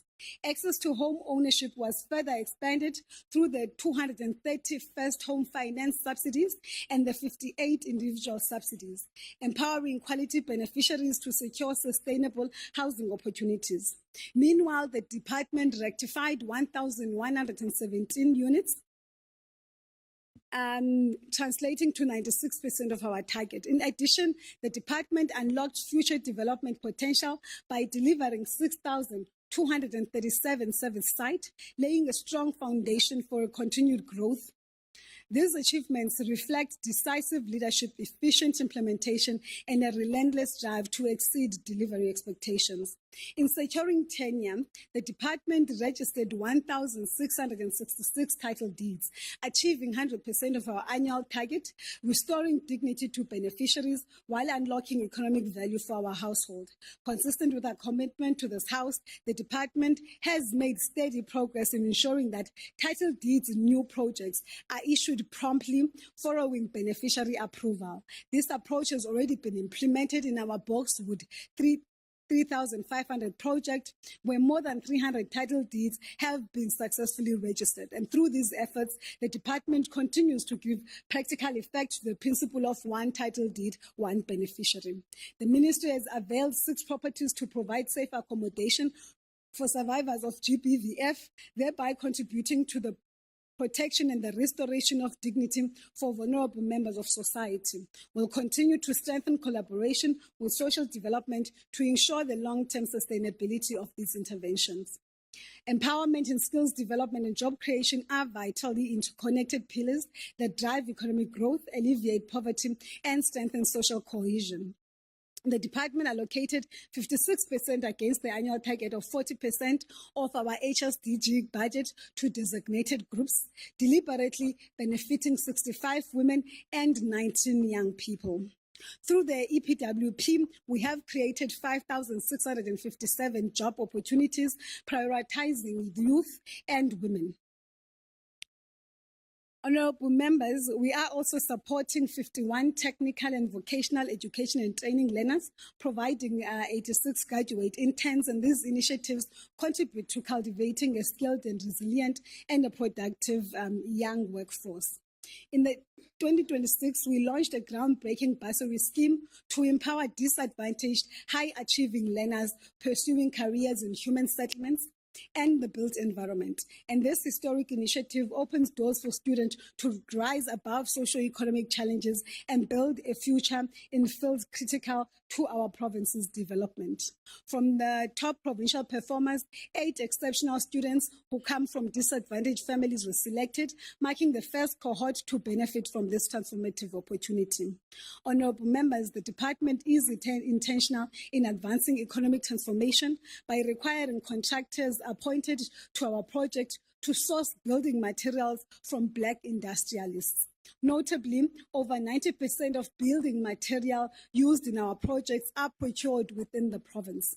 To determine both the scale and the geographic spread of economic activity amongst Black industrialists, the department conducted a contractor survey during the 25-26 financial year, and it revealed that 69% of responding contractors are already procuring material from Black industrialists operating within the province, and this represents a meaningful and measurable progress. And to deepen localization and expanding inclusive participation across the human settlements value chain, the department has also concluded a memorandum of understanding with key stakeholders to actively promote the inclusion of local building material manufacturers and suppliers. Honorable members, during the 25-26 period, the informal settlements upgrading grant recorded steady progress across 3 implementation phases in the province. In phase 1, 10 informal settlements were successfully completed in Dr. Beyas Nodie, Ndlambe Koukama, and with key activities reblocking social facilitation, structured communicative participation through the finalization of social compacts. Phase 2 focused on 11 informal settlements in Sarah Batman, where interim relief interventions and the provision of essential basic services were implemented, particularly to assist households affected by disasters. Phase 3 is currently underway in 29 informal settlements across Amatole, Sarah Batman, Krisani, and Jotabi. This program has also been instrumental in unlocking bulk infrastructure, including the construction of a 16.8 water treatment plant in Ndlambe local municipality, which will significantly enhance women settlements delivery while contributing to broader socio-economic development in the area. In line with this constitutional and policy mandate, and in preparation for participation in the accreditation program during the medium-term development plan period, the department has prioritized support to Matatiele local municipality towards level 1 accreditation. The department is working closely with the municipality to strengthen compliance with the prerequisite requirements, including the review and updating of key documentation. Targeted financial and technical support has been provided to accelerate this process. Support has also been extended to KSD Kogan Ndlambe, Nyandeni Mzimvubu, OR Tambo, Sarah Batman, and we will continue to implement our support guided by the outcomes of the respective capacity assessments and readiness evaluations of municipalities.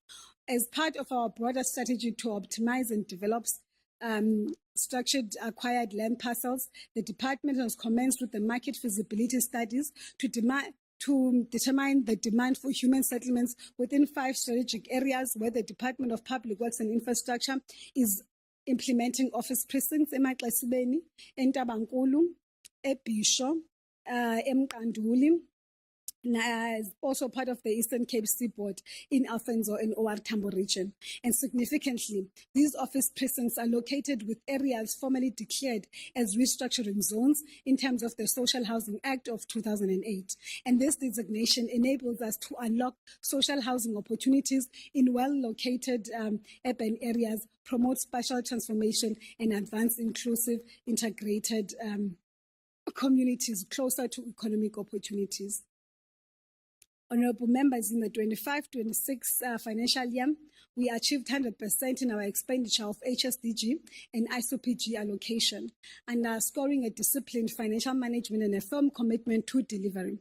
This performance was further strengthened by an additional 60 million allocation from the National Fiscus, which was fully integrated into our spending program to accelerate the completion of critical projects to address disaster-related impacts within the province and drive economic growth and social stability across our communities. This proactive reprioritization and supplementary support enabled timely response to affected communities while safeguarding the continuity of planned projects. It must also be noted that in the 24-25 financial year, the department received additional funding of 50 million from the National Fiscus. This is in recognition of the progressive commitment of the department to fiscal discipline and improved grant performance. The transformation of our spatial landscape cannot be achieved through a single housing typology or program. Meanwhile, breaking new ground housing remains important. The complexity of today's human settlements challenge requires a more diverse and market-responsive approach. And in this regard, we are advancing a mega mixed-use and gap market housing solutions to reshape the province's development trajectory. And this ambitious program is supported by efforts to unlock alternative funding sources, attract both local and international investors to partner in developing integrated human settlements. The feasibility of this approach was affirmed in 26-27 State of the Province address when the Premier announced the planned 60 billion Ridge development in the Nelson Mandela Metro, a project expected to deliver 38,000 housing units along social, commercial, institutional, and industrial lines. Honorable members, in the 26-27 financial year, the department will continue to implement projects that prioritize destitute and vulnerable groups, including military veterans, and will respond to individual cases of GBVF. And this prioritization is not exclusionary, but a responsible response to fiscal constraint as to ensure limited resources achieve the greatest social impact while upholding fairness and constitutional obligations. All allocations will be processed strictly in accordance with the Housing Act. In 26-27 financial year, the Department of Human Settlements will deliver 4,770 BNG housing units, 170 first home finance subsidies, 38 social housing units, 90 individual subsidies, and 2,774 service sites through the Human Settlements Development Grant and 2,874 service sites through the ISOPG. We are committed to complete all houses of the 274 approved military veterans. The department will also, within our budget, utilize the allocation of the 10% of HSDG for rectifying 678 units under the remedial works program across the province. Honorable members, in alignment with the Public Procurement Act, in collaboration with the Department of Public Works, we will be developing a policy on the support on micro, small, and medium enterprises development, and this policy will provide clear guidelines for integrating MSMEs' participation in human settlements. Strategically, the department is committed to ensuring 40% of our human settlements grant benefit SMME contractors and designated groups.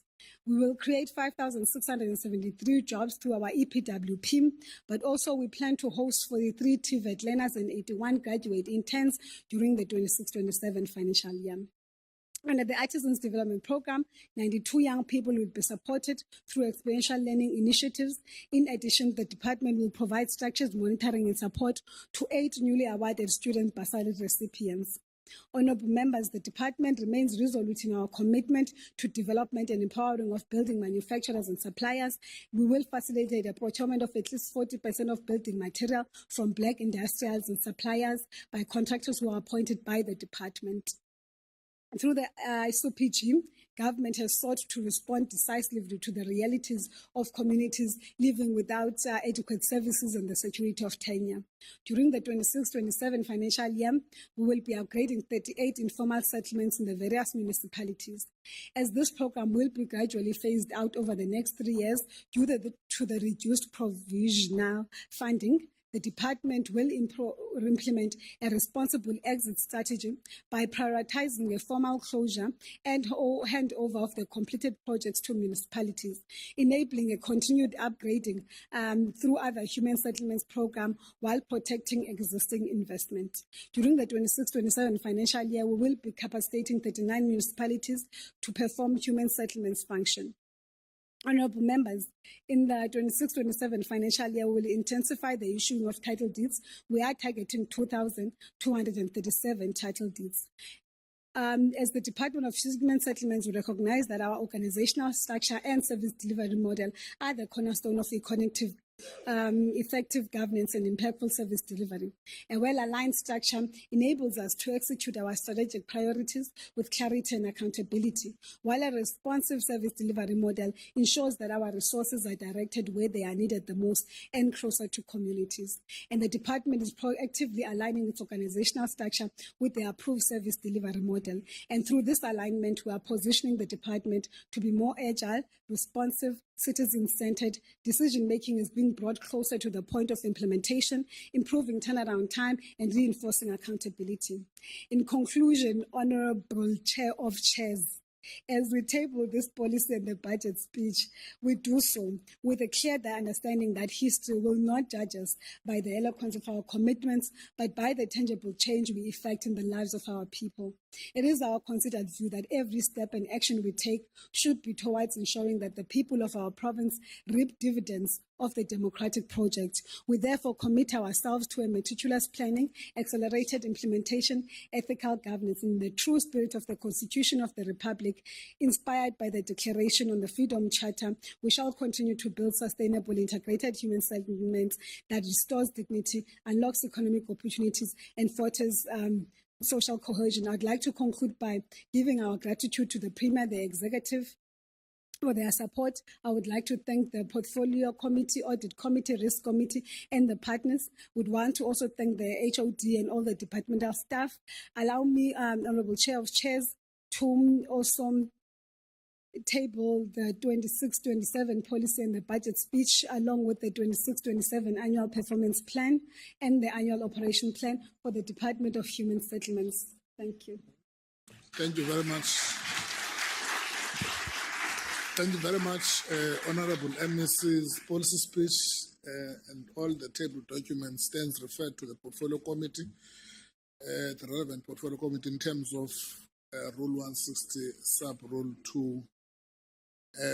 Before we go to the next order of the day, Secretary, can you read these cars?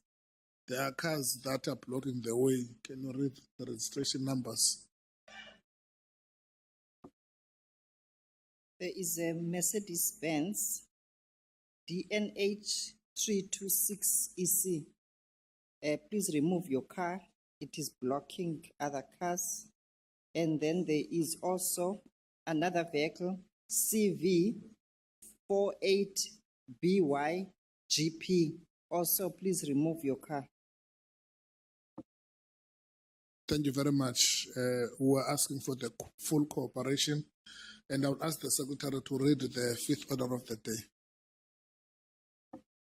Tabling of vote number 12, Provincial Treasury.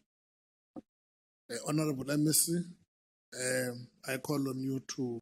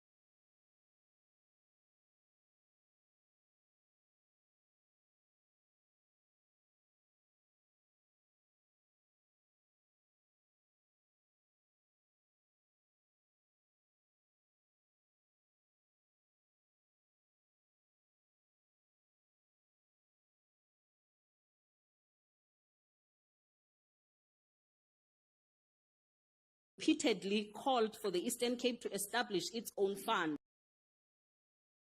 Repeatedly called for the Eastern Cape to establish its own fund, as KwaZulu-Natal has done. But government continues to deter responsibility to the national structures whose policies have been in the pipeline for years. If KZN could act decisively, why can't we? This is not just about money, it is about dignity, recognition, and fairness. The Eastern Cape cannot continue to treat traditional leaders as an afterthought while billions are lost to corruption and wasteful expenditure. Honorable member, honorable members, there is a member that is tabling a notice of motion. I can hear you from where I'm sitting. You are disrupting the member. Please proceed. The economic freedom fighters therefore move that we debate in order to reach final consensus, amongst other things, that within 30 days, the Eastern Cape Department of Cooperative Governance and Traditional Affairs conduct a comprehensive feasibility study to establish a medical aid and a pension scheme. This study must clearly specify how many traditional leaders will benefit, how much funding will be required to adequately cover pension, ex gratia payments, and medical aid. A clear rollout plan with timelines and accountability measures, mechanisms to ensure fairness and transparency in identifying beneficiaries. Honorable Speaker, it is unacceptable that our government continues to defer responsibility while our traditional leaders wait for scraps. The EFF calls on this House to take immediate and decisive action, ensure that promises are translated into results, and that our traditional leaders receive the dignity and the benefits they rightfully deserve. I so move. Thank you, honourable members. We note the notice of motion and will then be debated at a later stage in accordance with Rule 133, subsection 1. Honourable members, we conclude the motions. We will now move over to to the member statements. We have only received 3 member statements. That is from Honourable Matkashela, Honourable Kruger, and Honourable Kotoi, in that order. Please remember that in terms of Rule 135A, each political party has got 3 minutes to present a member statement. The executive have 5 minutes to respond to each member statement. Honourable Chief Whip, it's 11:14. Your time starts now.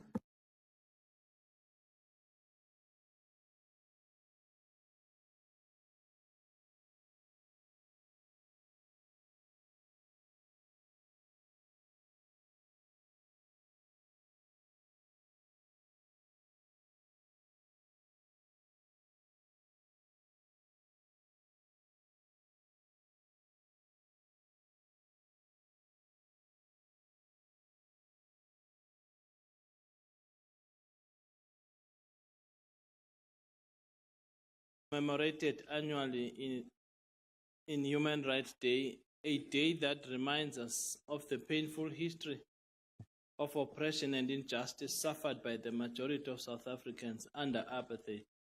This day is historically linked to the tragic events of the Sharpeville massacre of 1960, when peaceful protesters who were demonstrating against the apartheid passed laws were brutally killed by the apartheid regime. We recognize that since the dawn of democracy in 1994, under the leadership of the African National Congress government, South Africa has made significant strides in advancing and protecting the human rights of all its citizens. We also acknowledge with pride that millions of South Africans today enjoy freedoms that were once unimaginable, including the right to vote, freedom of expression, freedom of movement, and equal protection under the law as guaranteed in the Constitution of the Republic of South Africa of 1996, one of the most progressive constitutions in the world. Honorable Speaker, democratic South Africa has expanded access to basic services such as housing, clean water, sanitation, healthcare, and education, thereby restoring dignity of millions of previously marginalized citizens. Furthermore, millions of houses have been built, millions More households now have access to electricity and clean water, and social grants now reach millions of vulnerable South Africans, providing a crucial social safety net.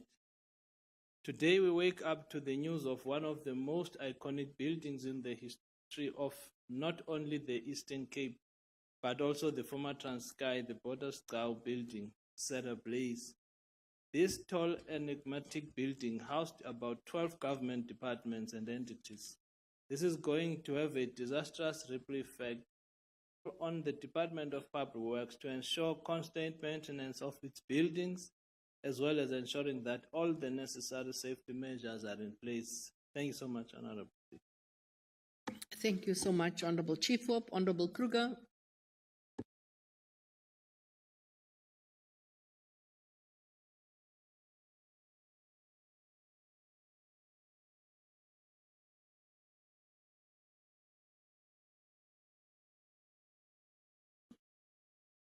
Thank you, Honorable Speaker. As we commemorate Human Rights Day, the Democratic Alliance expresses deep concern over the ongoing water crisis affecting the residents of Buffalo City Metro. Kanubi, Sterling, Vincent, Bunkers Hill, Ngecha Villages, Kaiser's Beach, all forgotten communities. Honorable Speaker, access to clean, reliable water is not a privilege. It is a constitutional right. Yet, in Buffalo City, this right is violated daily. Communities are forced to endure prolonged water outages, inconsistent supply, and deteriorating infrastructure. This crisis stems from years of neglect, inadequate investment, and the Buffalo City Metro's failure to prioritize infrastructure maintenance and upgrades. Raw sewage from collapsing sewer infrastructure and failing wastewater plants pollutes the Buffalo River, fueling explosive water hyacinth blooms that have now blocked the water extraction pipes at the Umzumnyana intake. This has starved the treatment works. Shockingly, Honourable Speaker, upgrade plans presented 2 years ago were never implemented. There were no contingency plans and no proactive river management.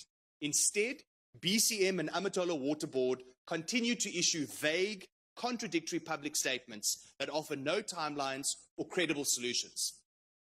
Honourable Speaker, even worse, on the 8th of April last year, this House unanimously adopted my motion directing COGTA to urgently intervene and engage with BCMM, Amatola Water, and other relevant stakeholders to develop short, medium, and long-term solutions. A year has passed, Honourable Speaker, and the only thing that has happened is that the crisis has gotten worse. Speaker, is this House so powerless to make a difference in the lives of our citizens that our motions are ignored? Can MEC Williams please provide explanations to this House, Speaker, what his department has done since April last year? What concrete steps have been taken to hold the failing ANC-led Buffalo City Metro to account? What interventions are being implemented to address years of neglect and restore the public's trust in the Metro's water supply? The people of Buffalo City deserve competent leadership, and the Democratic Alliance will continue to champion the rights of all communities. I thank you. Thank you so much, Honorable Kruger. The next one is Honorable Kotoy. Honorable Speaker, one of the social ills that continue to haunt schools in the Eastern Cape is bullying. The recent tragic passing away of an 8-year-old learner at Bulu Primary School who died by suicide in circumstances attributed to bullying at schools is a sad reminder of the seriousness of bullying at schools and an indicator of how schools in the province fail to protect the most vulnerable learners at schools. In November 2025, the Eastern Cape Department of Education, on briefing Parliament's Portfolio Committee on Basic Education, reported the following statistics relating to bullying in schools in the province. Quarter 1, 140 incidents of bullying involving 291 learners. Quarter 2, 3 incidents involving 257 learners. Quarter 3, 100 incidents involving 196 learners. Taking into account that schools are guided by guidelines in the management of bullying in the Eastern Cape schools, the National School Safety Framework and their own code of conduct. The Economic Freedom would like to ask the following questions.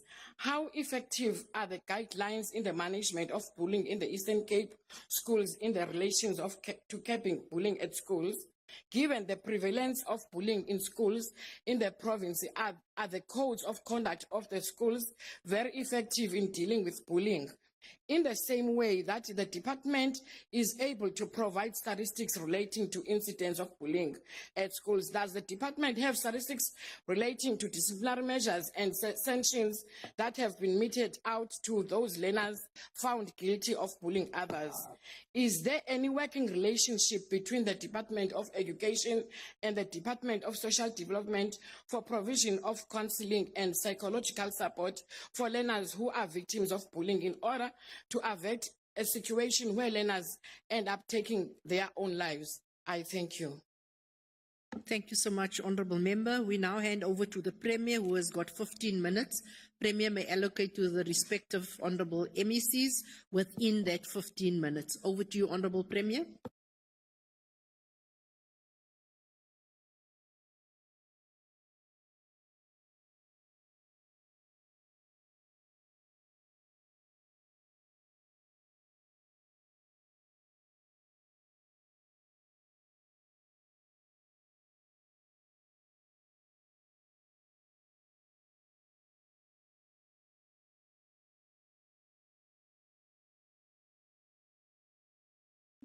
Thank you very much, Honourable Speaker.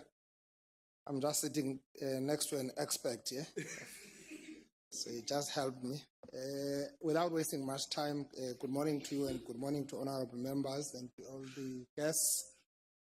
I would ask MEC Mani Luciti to comment on the latter part of the Chief Whip's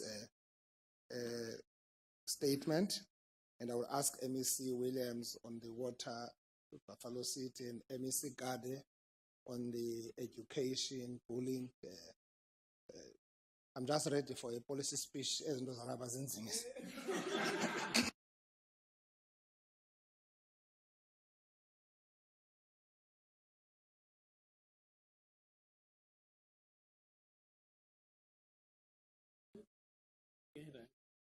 Thank you, Honourable Speaker. Greetings to yourself, the honourable members, all the guests in the gallery.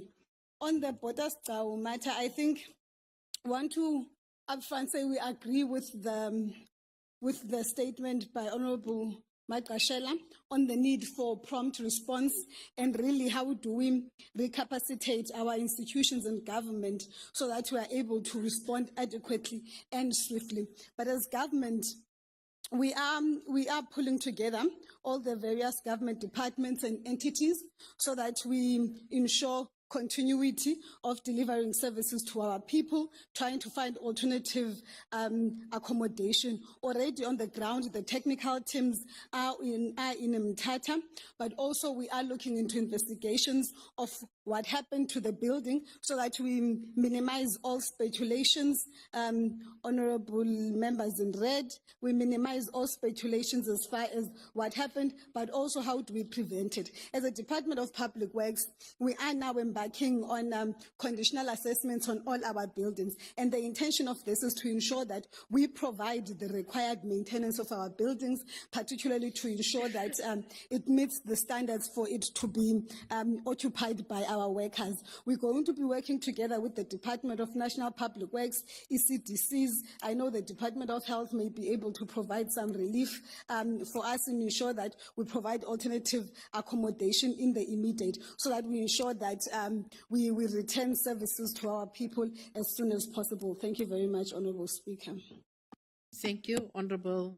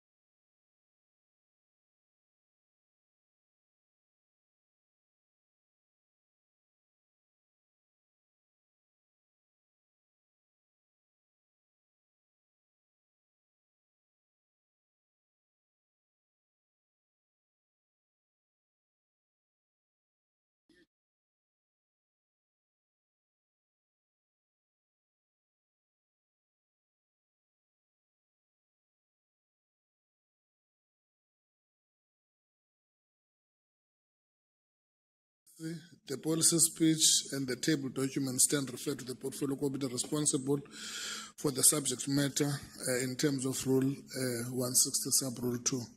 And I will call the Secretary to read the next order of the day. Tabling of budget vote number 7, cooperative governance and traditional affairs. Honorable MEC of Kokta, please table the policy speech and the 2026-2027 in terms of Rule 159 sub Rule 4 and your 20. Where is his 25 minutes? I don't see your 25 minutes. Just hold on. Magaini.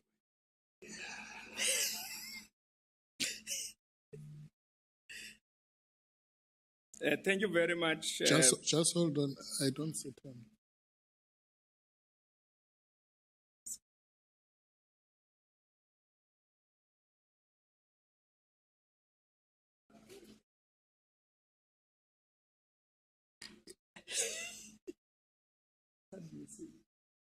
Isn't the presiding officer Nyameza?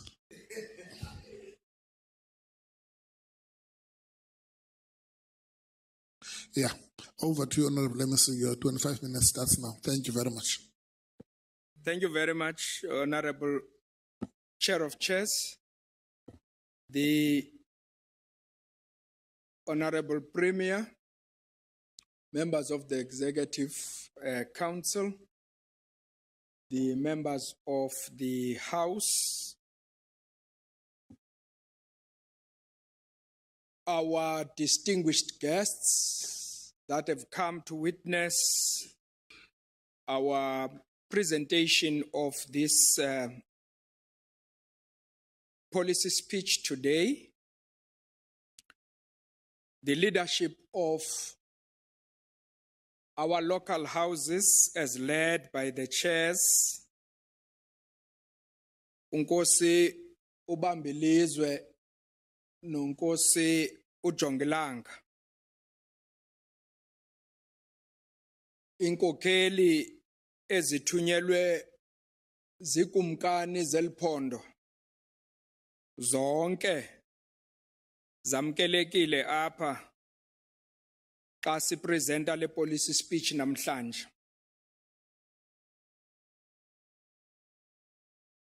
Kubuhlungu sithe sashiywa ngabantu ababalulekileyo ebukhosini, Nkosazana uCuthwana kaSandile, sithi umoya wakhe mawulale ngenxeba nangokuthula. Ukumkani uDalimvula waseRhode uthe naye washiywa ngudadewabo. Sithi ke ukumkani kweli xesha lobunzima, sithi kuwo onke kubo bonke abathembu mabaxole bathuthuzeleke ngesi sehlo.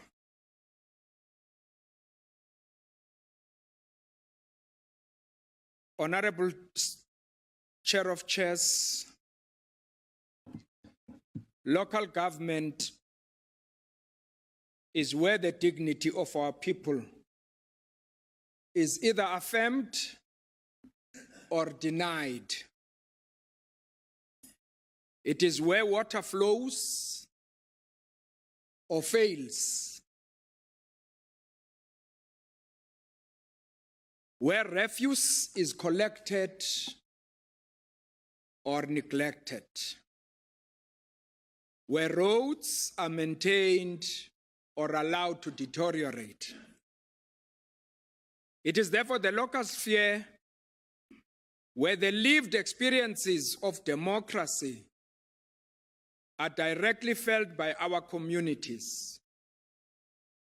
In essence, the performance of municipalities determines the measure of government's responsiveness, accountability, and capability to deliver services. In many of our rural communities, governance and development are strengthened through the partnership between our municipalities and traditional leadership institutions. These institutions continue to play an important role in promoting social cohesion, community mobilization, and development. I stand here to present our budget vote 7 for 26-27 financial year under our departmental theme of strengthening local government and traditional leadership for sustainable service delivery.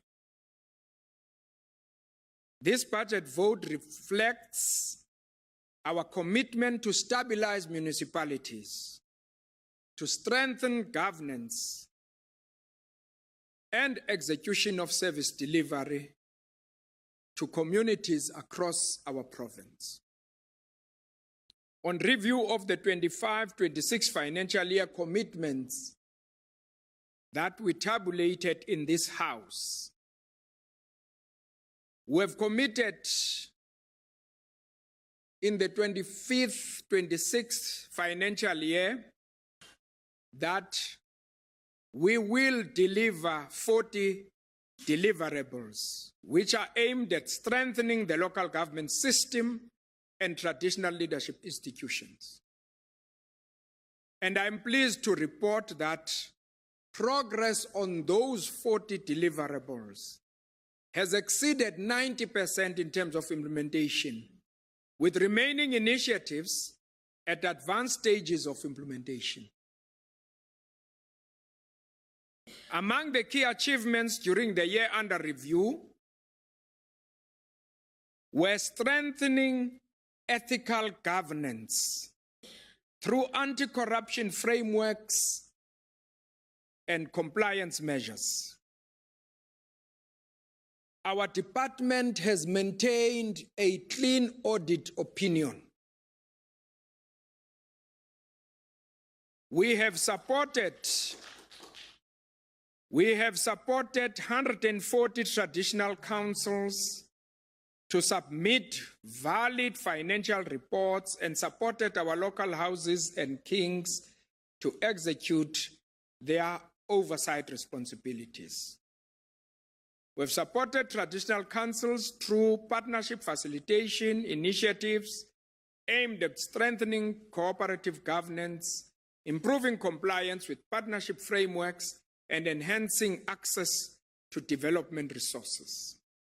In strengthening our leadership capacity, 20 bursaries were awarded to traditional leaders to enhance their governance competencies. We have created 40,963 public employment opportunities, exceeding the target we set ourselves of 36,170. I think we deserve applause in this House for creating so much opportunities. Anisenzeleli, but it's work that we are doing. We have implemented the risk-adjusted strategy in 37 municipalities, and this has improved infrastructure development in this province. So as local government, whilst provincial government is delivering on its infrastructure,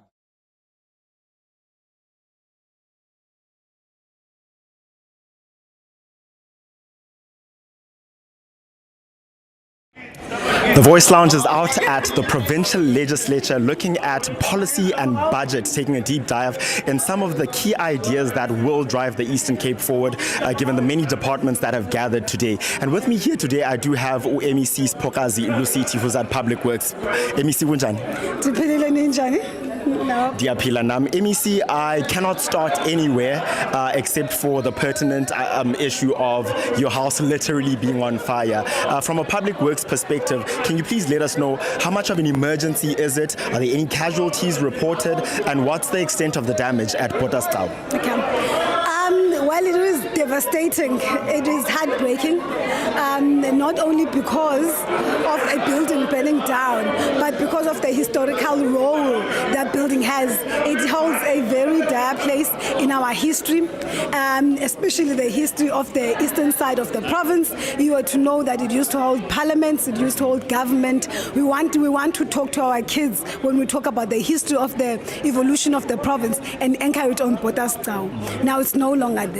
Secondly, it's devastating because it's disrupting service delivery to the whole of OR Tambo District Municipality, if you consider the departments that were housed to them. The fire started on the 5th floor. It went out. It appears no floor of the building is currently accessible, which means a complete disruption of service delivery. There are investigations on the ground. We're still waiting to get the preliminary reports so that we can ascertain the extent of the damage. We are silently hoping and praying that we can use the structures. We are anticipating that working tools are disrupted, networks disrupted, documents are disrupted, and that we won't be able to use that place for the next foreseeable future going into this financial year. So as a result, last night I sent the head of department to go convene a technical team from the different departments, a multidisciplinary technical team that's going to look at business continuity.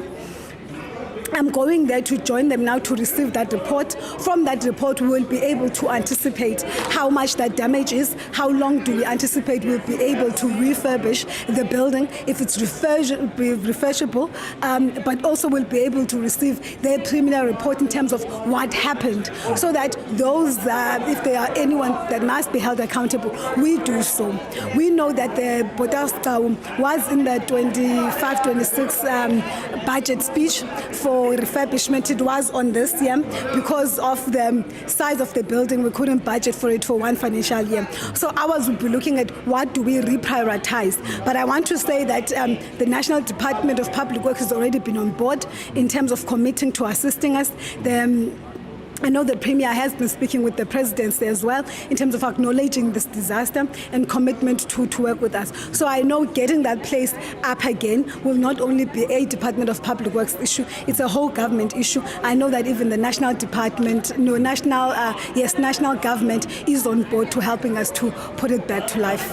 Now, MEC, it must be a very difficult conversation to indulge in, and I would anticipate you haven't had time to actually go for yourself and see the extent of the damage. But a lot of speculations online where people have said that maybe this is due to maybe the fact that the building was not in the best shape, as well as people making other speculations. Can you bring the province in confidence and say that you are leveraging whatever resources you can, both from a national perspective and both locally in the province, to try and assess that damage, and what also is the contingency, the immediate contingency, so that we can say work will move forward in the Eastern Cape as needed?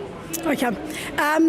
Well, I think we would want to even plead with the general public to just limit the speculations. We are waiting for the official report so that we determine the cause of the fire. The department, since the 24-25 financial year, there has been work in that maintaining the building, in ensuring that it is habitable, in ensuring that it meets the expected norms and standard for a workplace. So as a department, we have been investing in that building. Notwithstanding that, what we get from the report will be able to act on it. And if there is someone that is found to be napping, they must be held accountable. But also, I know that others are quite far-fetched, ridiculous, including from the sector departments, and would want to limit those finger-pointing and want to urge everyone to come and work together so that we find immediate relief for those workers that find themselves homeless today. We are meeting with ECDC, we're meeting with the the team from Department of Health, because we know we have public buildings that were meant to hand it over to Department of Health. We have Department of Public Works buildings and the National Department of Public Works building. Now, what we're going to get when I get to Mthatha is an assessment of the need for the space, what is available, and then also how do we allocate, so that we'll be able to say this space is allocated to which department based on the priority, and the priority will be which services are required urgently by our people. So I think in the next few days we'll be able to really communicate to the general public the immediate contingency plans, but they are them, and also that would include in terms of what are the immediate plans and budget and the findings from the preliminary report on the investigation on the cause of the fire.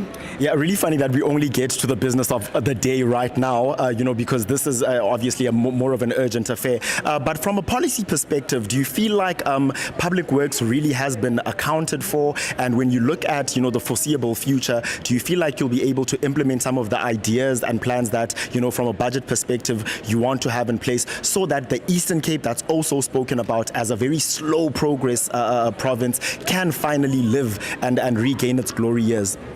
I think the approach we are taking, moving from last year and leveraging on the merger between public works and human settlements, is to look for alternative funding models. The Department of Public Works, we need office persons. We need office persons at Bisho. We need Emaxesibeni Emkanduli. Now, with the budget that has been allocated by MEC Mvogo just a few weeks ago, is not enough to bring those to life. And if we implement those with only what has been appropriated to us, it means the progress will be too slow to make an impact. So the approach we're going on, we're looking for different funding models. We're looking on working with the private sector, investment from the private sector on our buildings. We provide land for private sector to develop our infrastructure. Then after some time, one model that is used, they build, you rent on them for some time, they bring us our building back. Because from what we have, it is not enough. We're looking at leveraging on the measure with human settlements. Human settlements has acquired land for mixed mode development, so that where we are building an office precinct, we know that housing development follows, and in that, economic investment is going to come. You're going to have shopping malls that are coming in. You're going to have taxis, and in that way, we use infrastructure delivery to revitalize our small town. We use infrastructure delivery, public infrastructure delivery, to revitalize Ezabisho. And if you build those houses, we ensure that that development and revitalization is sustained, and you are able to build back on. We'd say that's Teta. Sifunu Tati Bisho City Banisa Nemont. It becomes one big city, and by acquiring land, by giving investment opportunities for our investors, and in that we are deliberate in supporting black local industrialists. We are saying when we are building Bisho, the window glass we buy, if there is a manufacturer that is locally, if there's a window of coming from our designated groups, women, young people, those that are previously marginalized black, then that is what we prefer. And hence we have a target for this financial year of 40% of our budget must use material bought from our local and black industrialists. Hence we are saying from our conditional grant, from the perspective of human settlements, our conditional grants must be awarded to contractors that are women, and those contractors, 100% of those contractors must guarantee us that they will use raw materials that is procured within the province. So we ensure that what is appropriated from the department is used to revitalize the local economy of the Eastern Cape. And it's through those creative ways and thinking outside of the box, and not only working with the money that you have and acquiring or building a house, but also what else you can leverage on it, so that you use what you have to ignite economic development within your locality. MEC, I'm going to put you on the spot here, and just in a parting shot, one may argue that though the budget being assisted by us sourcing some assistance, if I can put it that way, from private sector, is maybe a solution that maybe hangs in the balance. And what if we can't really guarantee the participation from private sector? What do we then do? What is an immediate contingency? Because we do want to see obviously immediate progress and some functionality that can be bolstered immediately in as far as public public sector is concerned. What can you say to that? Okay. In the Premier's Investors Conference, we saw that there's an appetite to invest in infrastructure in the province. Now, what investors are worried about is slow turnaround time on receiving licensing, on rezoning, on acquiring of land. Now, we are saying to make it more lucrative, here is land provided for by government, and we're saying work with government for you to develop on this land, and that appetite is there. We have issued expression of interest for high-value projects in disposing some of the properties of public works, and the response has been massive, and that's why we are sure that this is going to work. And in that as well, we make sure that we have a target of how many black, of how many local, because you want to use the opportunity to incubate those that have been previously kept out of the property market, which are largely black, which are largely your designated groups, but the appetite we've showed is them. The study has been that the response on the investor conference shows that it is there. But you know, investors, they can't work with sluggishness. They can't work with the slow pulse of municipal grants, of municipal rezoning, waiting for municipal resolution. So we are saying we'll work this road with you. We'll link with the municipalities on your behalf. We'll ensure that there is bulk infrastructure. That's why we're working with municipalities, we're working with Buffalo City to ensure that there is immediate bulk that's going to respond to the investment that we want to make in the area. Well, there you have it, ladies and gentlemen. The issues that the MEC is facing are not just urgent, they happen to be exigent, as buildings are literally burning in the Eastern Cape in the form of Ibotasdau, a historic building that unfortunately caught fire in the last couple of hours, or in the last 24 hours, as she has to rush off. This is the Voice Lounge. We are at the Provincial Legislature, bringing you everything, the entire 411, as and when you do need it. I'm Tsepang Dipapang, and this is the Voice Lounge.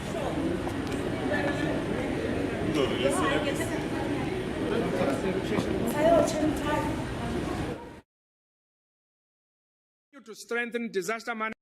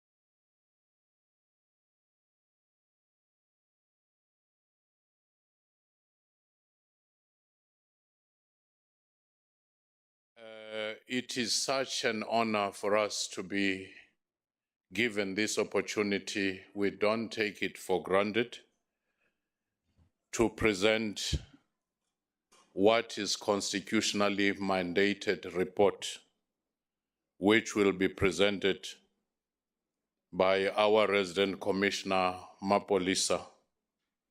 Mine is just to do a preamble to that report. We come before this house to do what is instructed of us to do by Chapter 10 of the Constitution, Section 196, annually to make sure that we table a report of the investigations. Prof, just hold on. You can sit. You can sit. Okay. I think there is a chair in front of. Let's do things proper, honorable members, because the Public Service Commissioner will have been the last to present, and there are some processes by this house that must take place before. And we also need to acknowledge, as that when I came in, then I got the brief from the secretary that things have changed. We're starting with the Public Service Commissioner. But now it's fine. We'll start with him, but with Professor Mafikeni, but let's do it properly. The Sergeant Arms will have lowered the mess. Yeah, and then so that honorable and the members of the public understand how we invite the Public Service Commissioner. Honorable members, in terms of Rule 87 of the Standing Rules, a person who is not a member of the legislature may address the legislature if invited by the Speaker after consultation with the Whips Committee. Allow me, therefore, formally, at this stage, to acknowledge the delegation and formally call upon the chairperson of the Public Service Commissioner, Professor Mafikeni, to introduce the delegation and present the PSC report in terms of Section 196, subsection 6, paragraph A of the Constitution of the Republic of South Africa. We shall now convert into the Committee of the Whole House. So the House now has been converted into the Committee of the Whole House. And over to you, Professor Fiken. Thank you.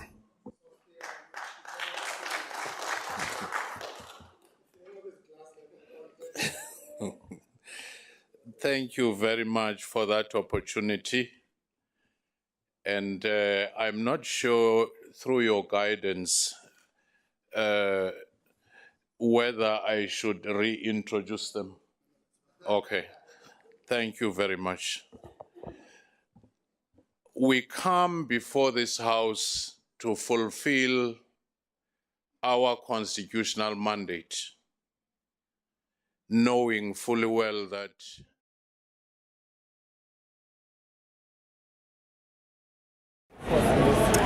The Voice Lounge is out at the Provincial Legislature, having delved deep into a conversation around budget and policy in as far as the Eastern Cape is concerned. And with me here today, I do have Uzolile Williams, who is the MEC of Cocta in the province. Kunjani, MEC? Well, I'm good, and I'm quite excited having presented our policy speech today, which actually encapsulates our program for 26-27 financial year, and we are ready to move. We are eager to implement all the programs that we have unpacked in the policy speech. You would remember that we have introduced in the past financial year the risk-adjusted strategy. Together with the risk-adjusted strategy, we've got the non-negotiables, which is basic service delivery